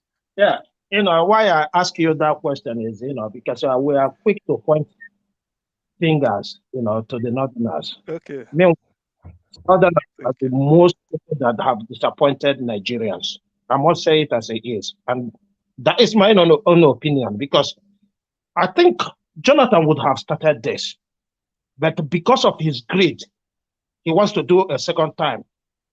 I told everybody who knew me that there's no way the Northerner is going to allow a Southerner to do 10 years, because they know there's no any other opportunity for somebody to attend such feat. And they always like history on their path. So that is the problem I have with the Southerners. Yeah. The EFCC, saying they recovered money. I'm so sorry. Anybody hoping on any Nigeria forces or any institution in Nigeria is just wasting time. We're only managing.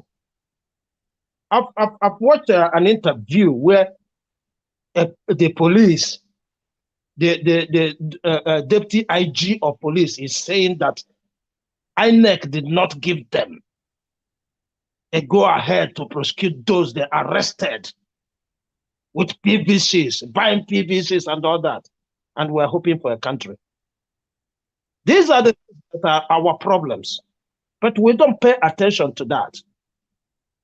I mean, how can I even fathom this, that a police officer in the UK will see where crime is happening and he will be helping on their electoral body to say, hey, that is a crime according to this.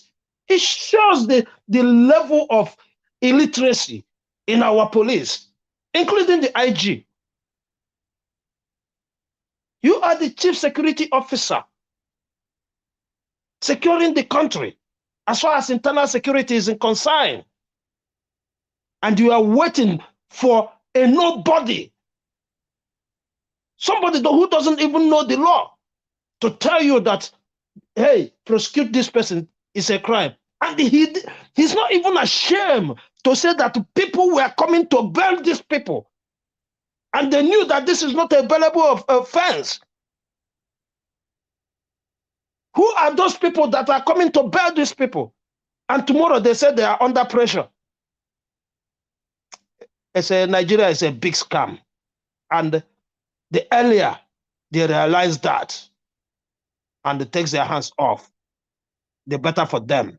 Because I'm not seeing people, the kind of hunger that is right now, next year is gonna be times 10. I'm not seeing how people is gonna come away with that without serious issues. This is the country. How can you a policeman saying until a civilian tell him that this is a crime and he is seeing it? So if we are hoping for EFCC to tell us a different story, we're wasting our time. It's the same all over. Go to the military today, it's the same.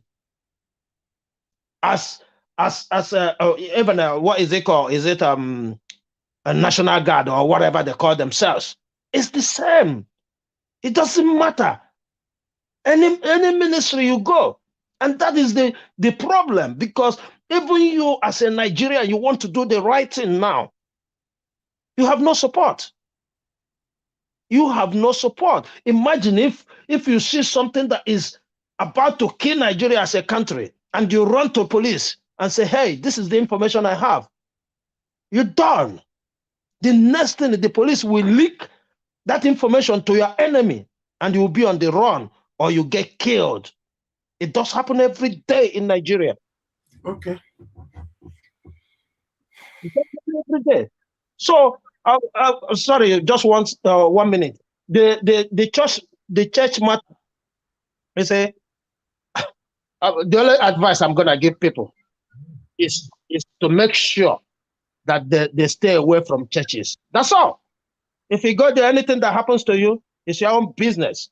Because those churches, I don't know what they provide for you. I don't know what they have put in your life. You can stay at home and worship your God. Thank your God who is sustaining you. Those churches, you go there, you give them money, they walk away. So if you are getting something in the church, you go there. If anything happens to you, so be it. Thank you. Thank you, Mr. Shooks. Thank you very much. As for the church, the pastors are not telling them the truth. That's just the painful part of it. The pastors protect themselves and their family, but they don't really care about the members. Look at what happened to Apostle Johnson Suleiman the other day. How a lot of people were killed, including the security men. But they could not access him because he was driving on a bulletproof car. Yes, this is just a warning. As long as the threat is already there, we shouldn't look down on it. Everybody needs to be conscious about it. Talk to your family back home if you know. Why pastor will carry bulletproof car? Yes, wow. That happens. It happens. All right. Mr. Evie, I wanted to ask you one question quickly. It's unrelated to the topic though. Just one question because I will soon come out. There's a guy that usually come here far back. I've not seen that guy. I don't know whether you have information. Tiobala, is he okay? Yeah, it's fine. It's fine. You know, he's always busy. You know, with stuff. Yes. Okay.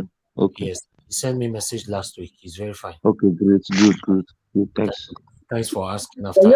The one ask of him when Mr. CM remembered him because it's been a long time. Tell him to come and say hi to us one day, man. Okay, I will tell him. Oh. Thank you, sir. Thank you. Engineer Ken, good evening to you, sir. Thanks for Yeah, good evening, Mr. Naija Watch, and good evening, Nigerians. Good evening, the Paris, and I hope everyone is doing well. Well, Mr. Naija Watch, just logged in and I saw the title of the debate, and it is so a shame that Nigeria politicians they don't have no shame in their eye. What we are talking about is that people are already selling their PVC in the north for 2,000 Naira.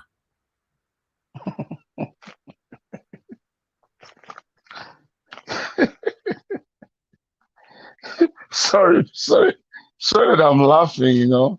What do you expect? What do you expect? You know, the north is so poor that even the birds cannot even eat. There's no food for the birds to eat. So let me give you more information. The person that came to make the announcement is the elder brother of the Labour Party vice presidential candidate. Yes, that's the person that came to make the announcement, and he's making this announcement a few weeks after that he himself has come and say all the roadblocks they have put for P2B in the north, he has dismantled it. Now the north, their eyes have opened.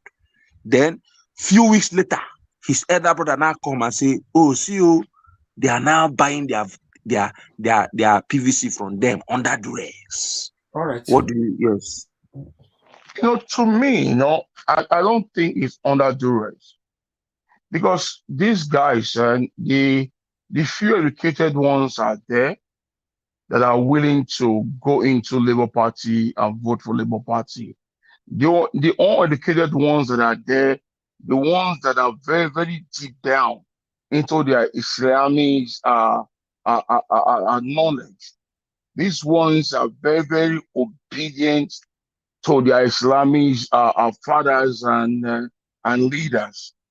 I believe those ones are the ones that are selling their votes, that are selling their PVC for now. Because those ones that are very, very, very, very loyal to the core, to the Islamic teachers, to the Islamic emirs, you know, those ones are very, very loyal. No matter what you do, it cannot change them. You know, to me, I'm not shaking. I'm not afraid. You know, if Nigeria remains with 50 PVC, I believe Labour Party will take 45% of it. That is my belief. Engineer, I wanted to put something, if you can permit me, so that you can understand what is going on. Look at it. For example, now, the picture is very clear, like Edo State. Large portions, some strongholds is for Peter Obi. Just like that in the northern part. So they go there by those people, it's a stronghold for Peter Obi to suppress the votes that will come out from there. You get it now? Yes. So when you don't have the PVC, you will never vote. So this is why this guy cried out. Areas that might, you know, they are not the one controlling the police now. He's a northerner, but the power to control but the thing that they would do is this. You know, let me rephrase our memory. Yeah. When we started this Obidati movement a couple of months ago, my aim and my hammering was for infantry soldiers. I told them we need an infantry soldiers, we need more boots on the ground. We should stop doing the talk and we should do the work. That was the true language that I used. So now the thing that I said is not playing. Fine. You should stop crying out and do the needful and let's do the work. They got more works to do. They have to go back. They are from that region. So if they believe in Labour Party and they believe in Peter Obi Dati movement, they have to go back to their closet, bring more infantry out, bring more soldiers out, bring men out, and let us start doing the campaign. Let us start going to door campaigning. That is what they need in the north. The north is way different from the southwest and southeast and south. The north needs physical appearance. You and me talk one-on-one talk. That is what they are using. They are not knocking on those people's doors. What they are doing in every region in the north, in every region, in every 20 persons in a village in the north has a leader. So what they do, they'll go catch that leader and bribe that leader. That leader will now go back to their circle, call their people, and tell them this is what we want that will be good for us. That one will take their PVC and give to this APC or PDP members. So Labour Party has to do the same thing. They have to go to these Amagari schools. That is where most of them are. They have to go talk to those leaders and work on them. That is what they have to do. The not really believe on their council members, those one-on-one people. That is what they have to do. It is necessary. They have to do it in every community. They have 5 or 6 leaders that they have to talk to. This is what they have to do. No, definitely votes are going to be sold. They're going to sell more votes. They're going to do that. It is part of the system. The system is corrupt. The system is damaged. The system has been crucified so many years ago, over 40, 50 years ago. It's a dirty game. So it would take enough clean men to clean dirty things, if not war. If not war. Before now, I always preach about war. My brother, Ninja Words, will tell us. I always preach about war. But it sounds so violent. But that is the only way that can cleanse Nigeria. But before then, they have to go deep down. And for them going deep down, corruption is going to attack. Trust me, if Labour Party bring men out to knock door to door, the Fulani X-Men and Boko Haram that are using, they're going to use them to start killing the Labour Party people in the north. They're going to do that. What we are seeing right now is a tip of the iceberg. A little tip. We don't see nothing yet. Let me tell us stories. This Fulani X-Men that we are seeing, these guys are the bulldogs of the APC people that they have laid out in all communities all over Nigeria. Both the north, the south, the west, and the east. They are there. So right now, these are the things that they are going to use to salvage the election. In Benin right now, all about 17 or 18 local governments. In your local government, if you cannot cast your vote, that local government is cancelled. If you come there, all local governments in Benin, all villages in Benin have Fulani herdsmen hiding in the forest, waiting for that day, kidnapping, killing people for exercise. So when that day comes, you take your voting card. You that is registered in Olongo South, you can't go to Olongo East and vote. You have to go to your Olongo South, and you don't have no road to Olongo South. If you go to Olongo South, they will kill you. So what will you do? You will sell your head. So that means that vote is not counted. This is their plan. And over 70% of the governors in that country have tagged their names into it. E.g., the Edo State governor. E.g., Edo State governor. Governor from Delta State, Okowa. Imo State governor, and so on and so forth. They have tagged their name into it, undermining their PDP member or their APC member. They're all the same thing. So that is why you see these governors, they are not speaking up. They are not fighting against Boko Haram. They are not fighting against Fulani elders. They are not fighting against these killing machines. They are all being mute and silent because they have been paid. The system have been compromised. They have been paid. They took the money already. So that is why they don't care. That is why they allow this Fulani S-men to do what they are doing for APC and PDP. So it's going to be a war. It's going to be a war. So the obedience, if you are there hearing my voice, be ready. When you are going to pull in that day, harm yourself, put your stuff in your car. If corruption fight, you fight back. That would be the only way out. And I see them sending a message down to the churches. It is a shame that the Christian body is a disgrace in Nigeria. I'm telling you, the Christian body in Nigeria, what do I call it? The so-called prophets, the so-called apostles, the so-called ministers of all churches in Nigeria, they are disgrace to Christianhood. Look at Israel. Israel, that is a bet of Christ. Israel is a bet of Christ. Look at what is going on in Israel. Israel is planted among Arabs, but none of the Arabs none of those Arab countries are able to subdue Israel. When you touch one Israeli, if an Arab man touches one Israeli, 20 Arabs will go down for it. About 15 years ago, in the street of Brooklyn, there was there's a Russian Jew that do my tax and also my insurance in my car.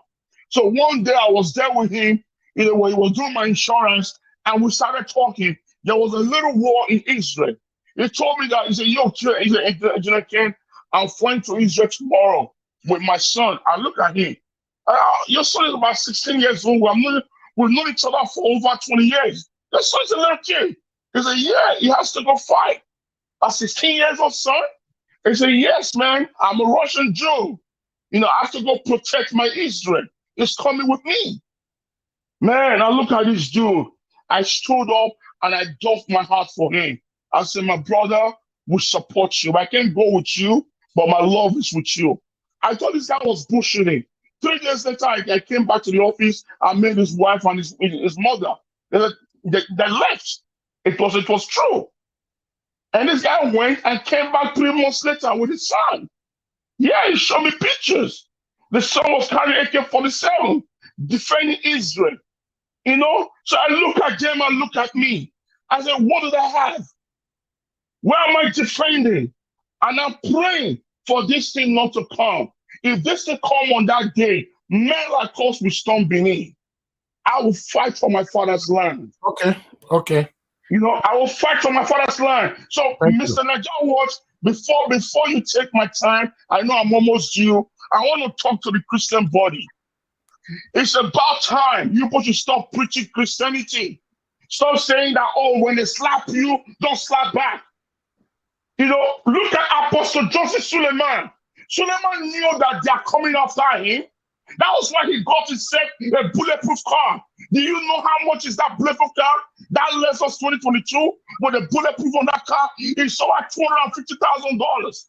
The bulletproof on that car is over $200,000. The tires, the body, the glasses, they're all bulletproof. The only thing that can take that car is a Magnum. It's a Magnum. No AK, no Pumpy can take that car down. That guy that just spent over $150,000 to make that car a bulletproof car to protect himself. And he carries the Bible and preach. That when you preach, you ask God or Jesus to protect your members. I'm a Christian. You practice what you preach. So if your life is important, if your children's life is important, Then why would you not carry a Bible and drive on normal cars? So who is not fools? The Christian leaders are the one protecting themselves and they are leaving the rest of their members to die. God will judge them one day. Okay. They will pay dearly for it. For real, they are the cost of all this. They collect money from all these religion leaders. They collect money from all these politicians, and they don't do the needful. Look at the life of Deborah was just shut down. No Christian church speak about it.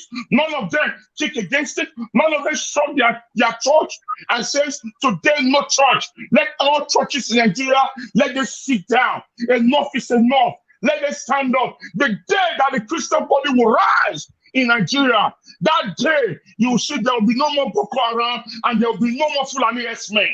Because we are more than them. Our population is more than them.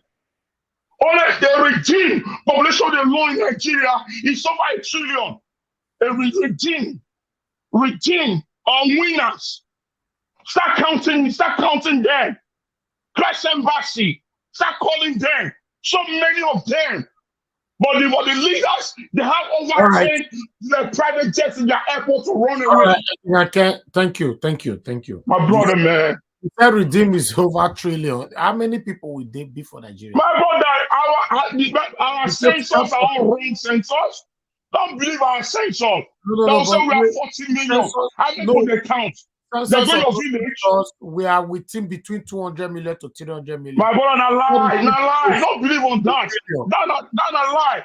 Call your village elders. Ask them how many times censors come they don't count them. I can. I'm telling you. You know populations right there. You just carry your motor come on now for Lagos. I was in London now. Lagos. Yes. If I may come in, that figure where you talk, they don't tell us for over 40 years now. Thank you, my brother. And I did the about, and that time they tell us about. Till now they see they tell us about. You see, Anna. How many sensors? Those sensors now, those areas where they know. You believe say we don't reach trillion? More than trillion, my brother. On Sunday, when you check Lagos, check every bit on Sunday in Lagos. Quite full. Winners don't build church down for Lagos when they check over 10 million capacity in one Sunday. And that 10 million, then they get like four service in one Sunday. So and your capacity is filled up 10 million. 10 million times 4. Is that not 40 million? Thank you. You want church, you want building. Hey, hold on now. We work with fact, please. The figures that you are giving now is I can't verify them. You know, so if a winners build a church that is they take more than 10 million people every Sunday, I'm not aware of that. I will do my findings. I'll do my findings on that. You know, all these figures, person will not finish. Please, there's noise coming from somebody. Where's that noise coming from? Stay mute. Please. Yeah, it's me. I'm drinking our water. Sorry about that. Okay, they transfer money for us. Yes. All right, thank you so much. All right, Trigger, thank you very much for the super chat. Thank you. That's what left it right there on the screen. I appreciate every one of you. I have Peter Okunda here. Good evening to you, sir. Talk to us. Good evening, Mr. Naija Wash. Let me apologize for yesterday because I don't really know when I slept off. I was so tired. Good evening, everyone, all the panelists, the listeners, commenters, and the viewers. According to... We don't hear you again. Hello? Oh, yeah, go ahead. Can you hear me now? Yes. Okay. I said, according to the statistic of the topic that the North are selling their PVC to 2,000 Naira. Yeah. Well, it is not all the North that we sell their PVC. Even in our side, they will still sell, people will still sell PVC. But all these things are what INEC is supposed to do so that those nonsense will stop. That is why I said, the INEC is supposed to say, because if someone buy your PVC, he needs your fingerprint to vote for him. So, if not, how will he vote without you having your fingerprint. If not for that, let the INEC put a stop that if your PVC was taken from you, not that still stolen or you would misplace it, you cannot have other PVC in your life again. So that people will stop selling PVC. Because they need to pull law that will stop people from doing bad things. Because INEC themselves are bad, so they will not want to put such laws. So we need, that is why for our side who believe they go to school, which they are educated illiterate, who claim to attend law school whereas they attend law school. So these are the people who are supposed to be coming out to personalize laws to happen. But we see them after ignorance have given them law, they will come out and be shouting, the law says so and so, the law says so and so. Whereas the reason of you going to law school is for you to begin to change any law that is not good to favor the people. But we doesn't have that. We only have those who support those bad laws in our country. So that is why when people say they are lawyers, I say no, they are liars. They are not really lawyers because they cannot defend laws. They cannot pressurize the rightful people to make laws.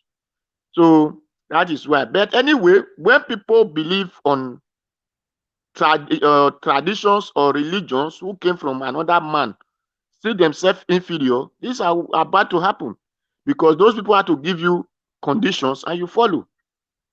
So those people that are selling PVC, just like our brother Engineer Ken said, those animajiri who have dedicated their spirit and souls to those kind of things that they are going to heaven, they can die for this, they can die for that. It will be difficult for them to vote other people because they are going to see other people as ifide, according to the way they call sinners. So they are not worthy to lead them. A Babiyala will be saying to a person in Beku that is not worthy to direct him on the life. So that is what ignorance of life can cause people. So those one that really Babiyala children, Babiyala spirit, Babiyala brain will be very difficult. Just like since article have said, they don't need the Satana, they don't need the Igbos, Yoruba, Benin, and Calabas. So what they need is the northern people to lead them. So those one in their mind have seen that. It will be difficult for them to change from that mentality. It will still take the northern person like them to tell them that it is not so. The north will be the one to convince them because the north are the Babiyala like them.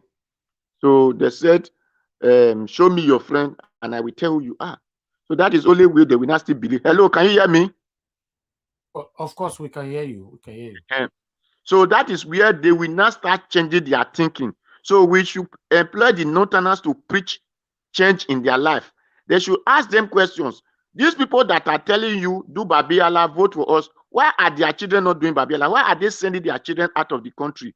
Because they want to keep you in this condition. That is why so that you can keep supporting them, supporting their life. That is why they are telling you, if you do this, you are going to heaven, you are going to this, you are going to that.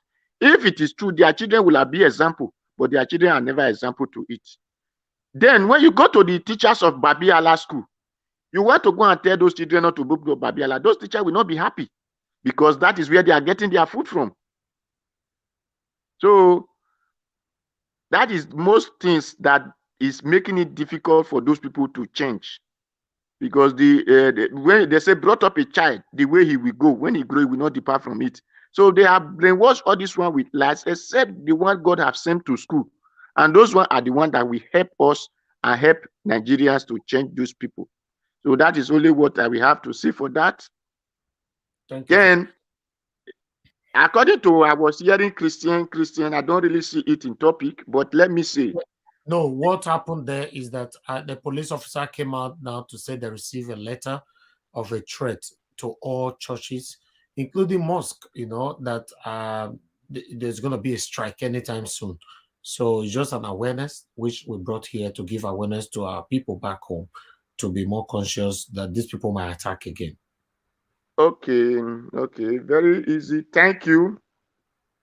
The truth of it is that, is it not the same police who said they discovered warehouse bomb in the east are now coming out to tell Nigerians that they received a letter? Is it not someone who sent that letter? Or was it on air? They received letter on air. So we should understand that the police, which are the northern, which are the Fulani oligarchy, are the problem we have in Nigerians. So except the Nigerians themselves open their brain and forget this, their what so-called Roman God, and believe in their Africa God, all this their ignorance will continue, because we don't have those Nigerians who care for Nigerians. We only have those Nigerians who are greedy and selfish, stupid in positions, like those are the governors, the senators, and the House of Assemblies and others. So they are fully stupid and not ignorance of themselves, greedy. They are not really care about their own brothers and sisters, which is the indigenous of Nigeria. If not, why should a policeman come out and say they receive a threat and they can detect when person was killed? Hello? Go ahead, sir. We are hearing you. So when they keep person, they can do thumbprint scan and bring out the person who killed the person and look for him anywhere. But we don't have this technology in Nigeria, do we? They have it, sir. When they keep person in Nigeria, they do scanning in Nigeria, they will discover the person. And if it is insert, they will be able to trace the person. But if Nigerian it is government, even though we have this technology that you are talking about, they only use it for the rich people. You know, you can't say a police officer going extra miles to investigate a poor man's death. They are not interested. That is what I'm saying. The same thing I'm saying. For the whole country to receive a threat, is more than one big man. For the whole country, police said they receive a threat. It will happen in mosque. It will happen in church. It will happen in the road. Who know the person? Even if it is Buhari's son, it want to happen to. Maybe Buhari's son will be the one in that mosque that day, or Sibajo's wife will be in the church that day, or even Atiku will be the one walking on the road that day. So the truth of it is that what we are facing, it is the oligarchy of the Islamization that we are suffering from. And we, the indigenous of Nigeria, because we believe on the Roman God, we could not longer remember our own life. Because we believe on the money of Switzerland, we could not remember the love that exists in our land, in our families. So if not, for such a threat to come, I believe the other day when they keep people in Osun State, Ondo State, the police are still doing investigation till today. But the our people were able to do the African traditions and bring back those people who kill the Christians. And why the Christians that want to go to heaven their vision could not bring out those people who killed them. So if we change our ignorance mind of thinking of seeing white man as God and believe on we were existing before the Fulani came into our land, not to talk of the British to come or Portuguese to come, then all this threat will have, because the government we are suffering now is the government of British. By the time we realize that we were having government which we know as kingship before this British bring their own king rule of life to us, all these things will be things of the past. So let our people forget about Roman God. There is no place called heaven. A book was written by some people, two families wrote a book, because the Bible said and the Quran said they were all children of Abraham, whether the Muslim or the Christians, they were children of Abraham. Two brothers sit down and write a book and deceive the whole world and be controlling the whole world, and they said they are going to heaven. Who have the weakness of heaven that return back and tell them how it look like? Who witness a fire that return back and tell them what it will look like? Let our people go out and glow from their ignorance and take their responsibility. Okay. Thank you. God bless. Thank you, Mr. Peter Okundaye. For me, all this equipment or technology, if it's in Nigeria, is only for the rich. You know, these people, they are not really interested. The police video that we played earlier on, I wish you were here, you know, to see that the country is totally messed up. You know, when you are arrested in Nigeria, when you're in prison, when you are sick, your family members will bring medicine for you. According to that, let's recapitulate back on that particular video if I still have it here. Let me see. Okay, we have it here. Let's play this again. My point. Me and you know that if you go to a police station today, you will need to buy your own foolscap sheet to write your statement. Don't you know that? Don't you know that if you are detained in the police today and you have malaria, you have to buy your own medicine? In fact, the person that reported you have to bring money to buy medicine so that the police can get you anti-malaria medicine. They have no budget for it. The police budget for fuel, and I use that argument because I have managed the Federal Road Safety Corps. The police budget for fuel translates to like 1 liter a day for their vehicles and for all their police stations in the country. Me and you know that if you have a police orderly with you, given by the police, you have to give him money to buy bullets, that the police does not supply him bullets. Don't you know that Nigeria's elite are buying bullets for their police? That they're buying bulletproof vests for their police? All these police you see with Nigeria's elite are not getting any bullets from the police force. They are buying it. They know that there's a black market for bullets in Lagos, in Onitsha, in Enugu. There's a black market for police. The Nigerian state has no capacity. The capacity had been weakened over time.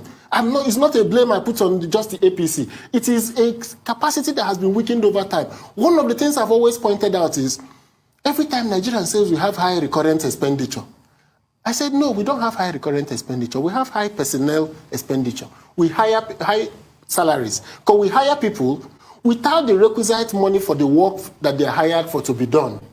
So you hire 100 police officers and you put them in a police station and they have 1 vehicle. How is that going to happen? Don't you know that Nigerian police officers buy their own uniform? Are you not aware that Nigerian security officers use MTN modem for internet to send emails in the DSS, in NIA, that they're using modem, that they have no secured platform of communication? Don't you know that? Don't you know that the Federal Executive Council, that the memos that are written and typed in the office of the Cabinet Secretariat have no secured communication? They're sent at yahoo.com? Yes, go there now and check. I reported it about 3 times to President Jonathan when I was in office. I said, anytime I go to a meeting, everybody is presenting at Gmail, at Yahoo, at this. From security forces. The Nigerian state needs to rebuild capacity. To rebuild that capacity is not something that will happen overnight. All right. That was part of the things that we're talking about. Nothing is working in Nigeria, to be honest. When you guys see me coming out every blessed day, me and my team, we're coming out here to talk about Peter Obi is the only hope that we have. Some people think we don't have other things to do. We have a lot to do. But listen, guys, whether you like it or not, if you're deceiving yourself or deceiving everybody, the situation in Nigeria is affecting you. It's affecting me. It's affecting us. So we need to round up now. CM, you wanted to say something. Go ahead, sir. Yes, I wanted to say this is shocking. I believe P2B is aware of the enormous rot he's going to confront, because what Chidoka said now is a security risk.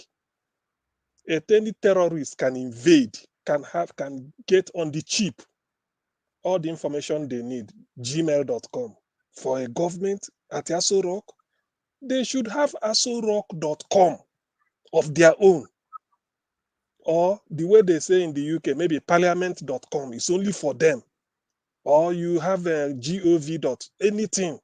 So why can't Nigeria has asorock.com or .org or .net only for the federal government to be using Aso, so that there is nothing that passes there without it? It will, the traffic will only be because of security reasons. And that being the case, probably our DSS. In fact, to be honest with you, I remember Gigi Dara saying some people he can never accept as a graduate student in his department are the people running Nigeria. This is terrible. The ordinary sense can tell you this. There are some email somebody would like to send to you. If you give yahoo.com, Hotmail or Gmail, or he said no. He said we can't use that. He said rather I will print it out, put it in an envelope, post it to you, then you sign for it. He said that is safer. I know I'm giving it to you. He said, but I won't put it in Yahoo. Oh shit. It's sad. Hi. It's very sad. It's sad. Here is the thing, because you may think the person doesn't want to. He said, look, if I send it to Yahoo, it will get to you. But there are millions using Yahoo server. they can see it. So it's better for me to print it out, put it in an envelope, seal it, send it through the post as a recorded delivery so that you can sign for it, or you come here and pick it from me. That way, it will only be from me to you. If I put it through Yahoo, people will see it. Can you imagine that? That's what it's a simple thing. So in Nigeria, even in Aso Rock, in the executive council meeting, gmail.com, when people are using Gmail all over Iraq, Syria, everywhere, so they can easily live in Afghanistan. Oh God. All right. We have Sylvanus and you just joining us. We are rounding up now, sir, but you have 2 minutes to talk to us. Good evening to you. Yeah, good evening. Can you hear me? Yes, we can. Go ahead. Yeah, I joined you guys earlier, and then I was busy. I have to get up. When they were talking about Baba Ahmed, that was when I was in there, and I just saw about the Gmail security and all that. Your line is not very clear, sir. You are not close to your speaker, and there's distraction from your end. You are hearing no. Can you hear me now? Is it better? Yes, better now. Yeah, go ahead. Okay. So as regards as Baba Ahmed interview, that's the one I want to talk about. Okay. Yeah. See, what he's talking about, those PVC, buying of PVC food, is most likely is in their area, or it could happen in an area, but it's more prevalent in their area because that's where you have the most illiterate people. And the reason why they're selling this is because they don't know the word. They're not educated. And plus they're poor. So the politicians know this, and that's why they keep them uneducated, so that they can always manipulate them any way they want.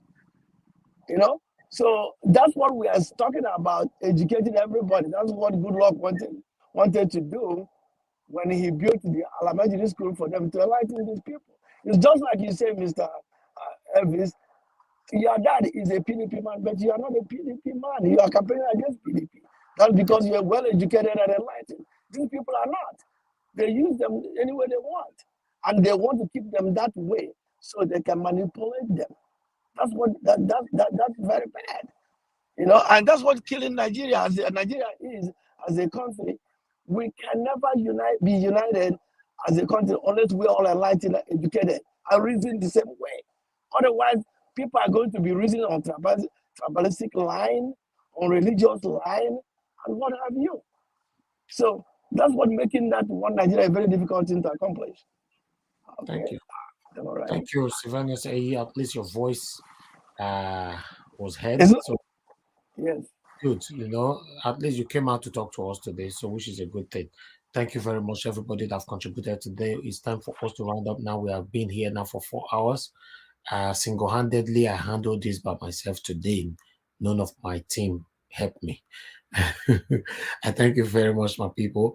Yes, if we're always doing research, for example, as I end this broadcast right now, and I go on my research and I found out there's a breaking news, I'm going to be back here again. That's what we do. Okay, if I'm not going to be back here, one of us will be back here. So if not, tomorrow, we're going to be here again. Every day we are here until we deliver our principal, Mr. Peter Obi. That's the only choice. That's the only hope. That's the only option right now. Thank you very much, my people. I appreciate you all. Every one of you that super chatted us today, I want to say I'm grateful. Thank you for always pushing us to do more. I'm so grateful. And God bless all of you now. Those of you that have shared our video, thank you, my good people. And God bless you now. Those of you that have liked the broadcast as well, I want to say I'm so grateful. Thank you, and God bless you all. I'll say bye for now. And that you are not running for president. You are running for president through us. Now, whatever you say about the Labour Party's presidential candidate, Peter Obi, one thing you can't deny or take away from him is the powerful passion and compelling zeal of his supporters. Such is their intensity and dedication that they seem to trump any of the inequities of the Peter Obi movement and whatever advantages the other three front-runner parties might have. When asked about this, his supporters say that In the same way that George Floyd became a symbol of the Black Lives Matter movement and Mahsa Amini has become a symbol of the fight against the oppression of women in Iran, so has P2B become an ideological symbol of the fight for justice and equity in Nigeria, a fight that's being led by the youth who want to see a new generation of honest, committed leaders. Who can you trust to fight for you? Vote Peter Obi for president. Vote the Labour Party. People to know is that all these things I've done it at a particular level, and the result were clear. I'm only asking for the opportunity to do it for the country. So 2023 election will not be about tribe. No. Don't vote for me because I'm from Southeast, I'm an Igbo man. It will not be about religion. The 2023 election should not be about my turn. It's nobody's turn. The country cannot continue to go the way it's going today. We must stop it. It is you that will stop it. The reason why we have all these problems is cumulative effect of leadership failure over the years.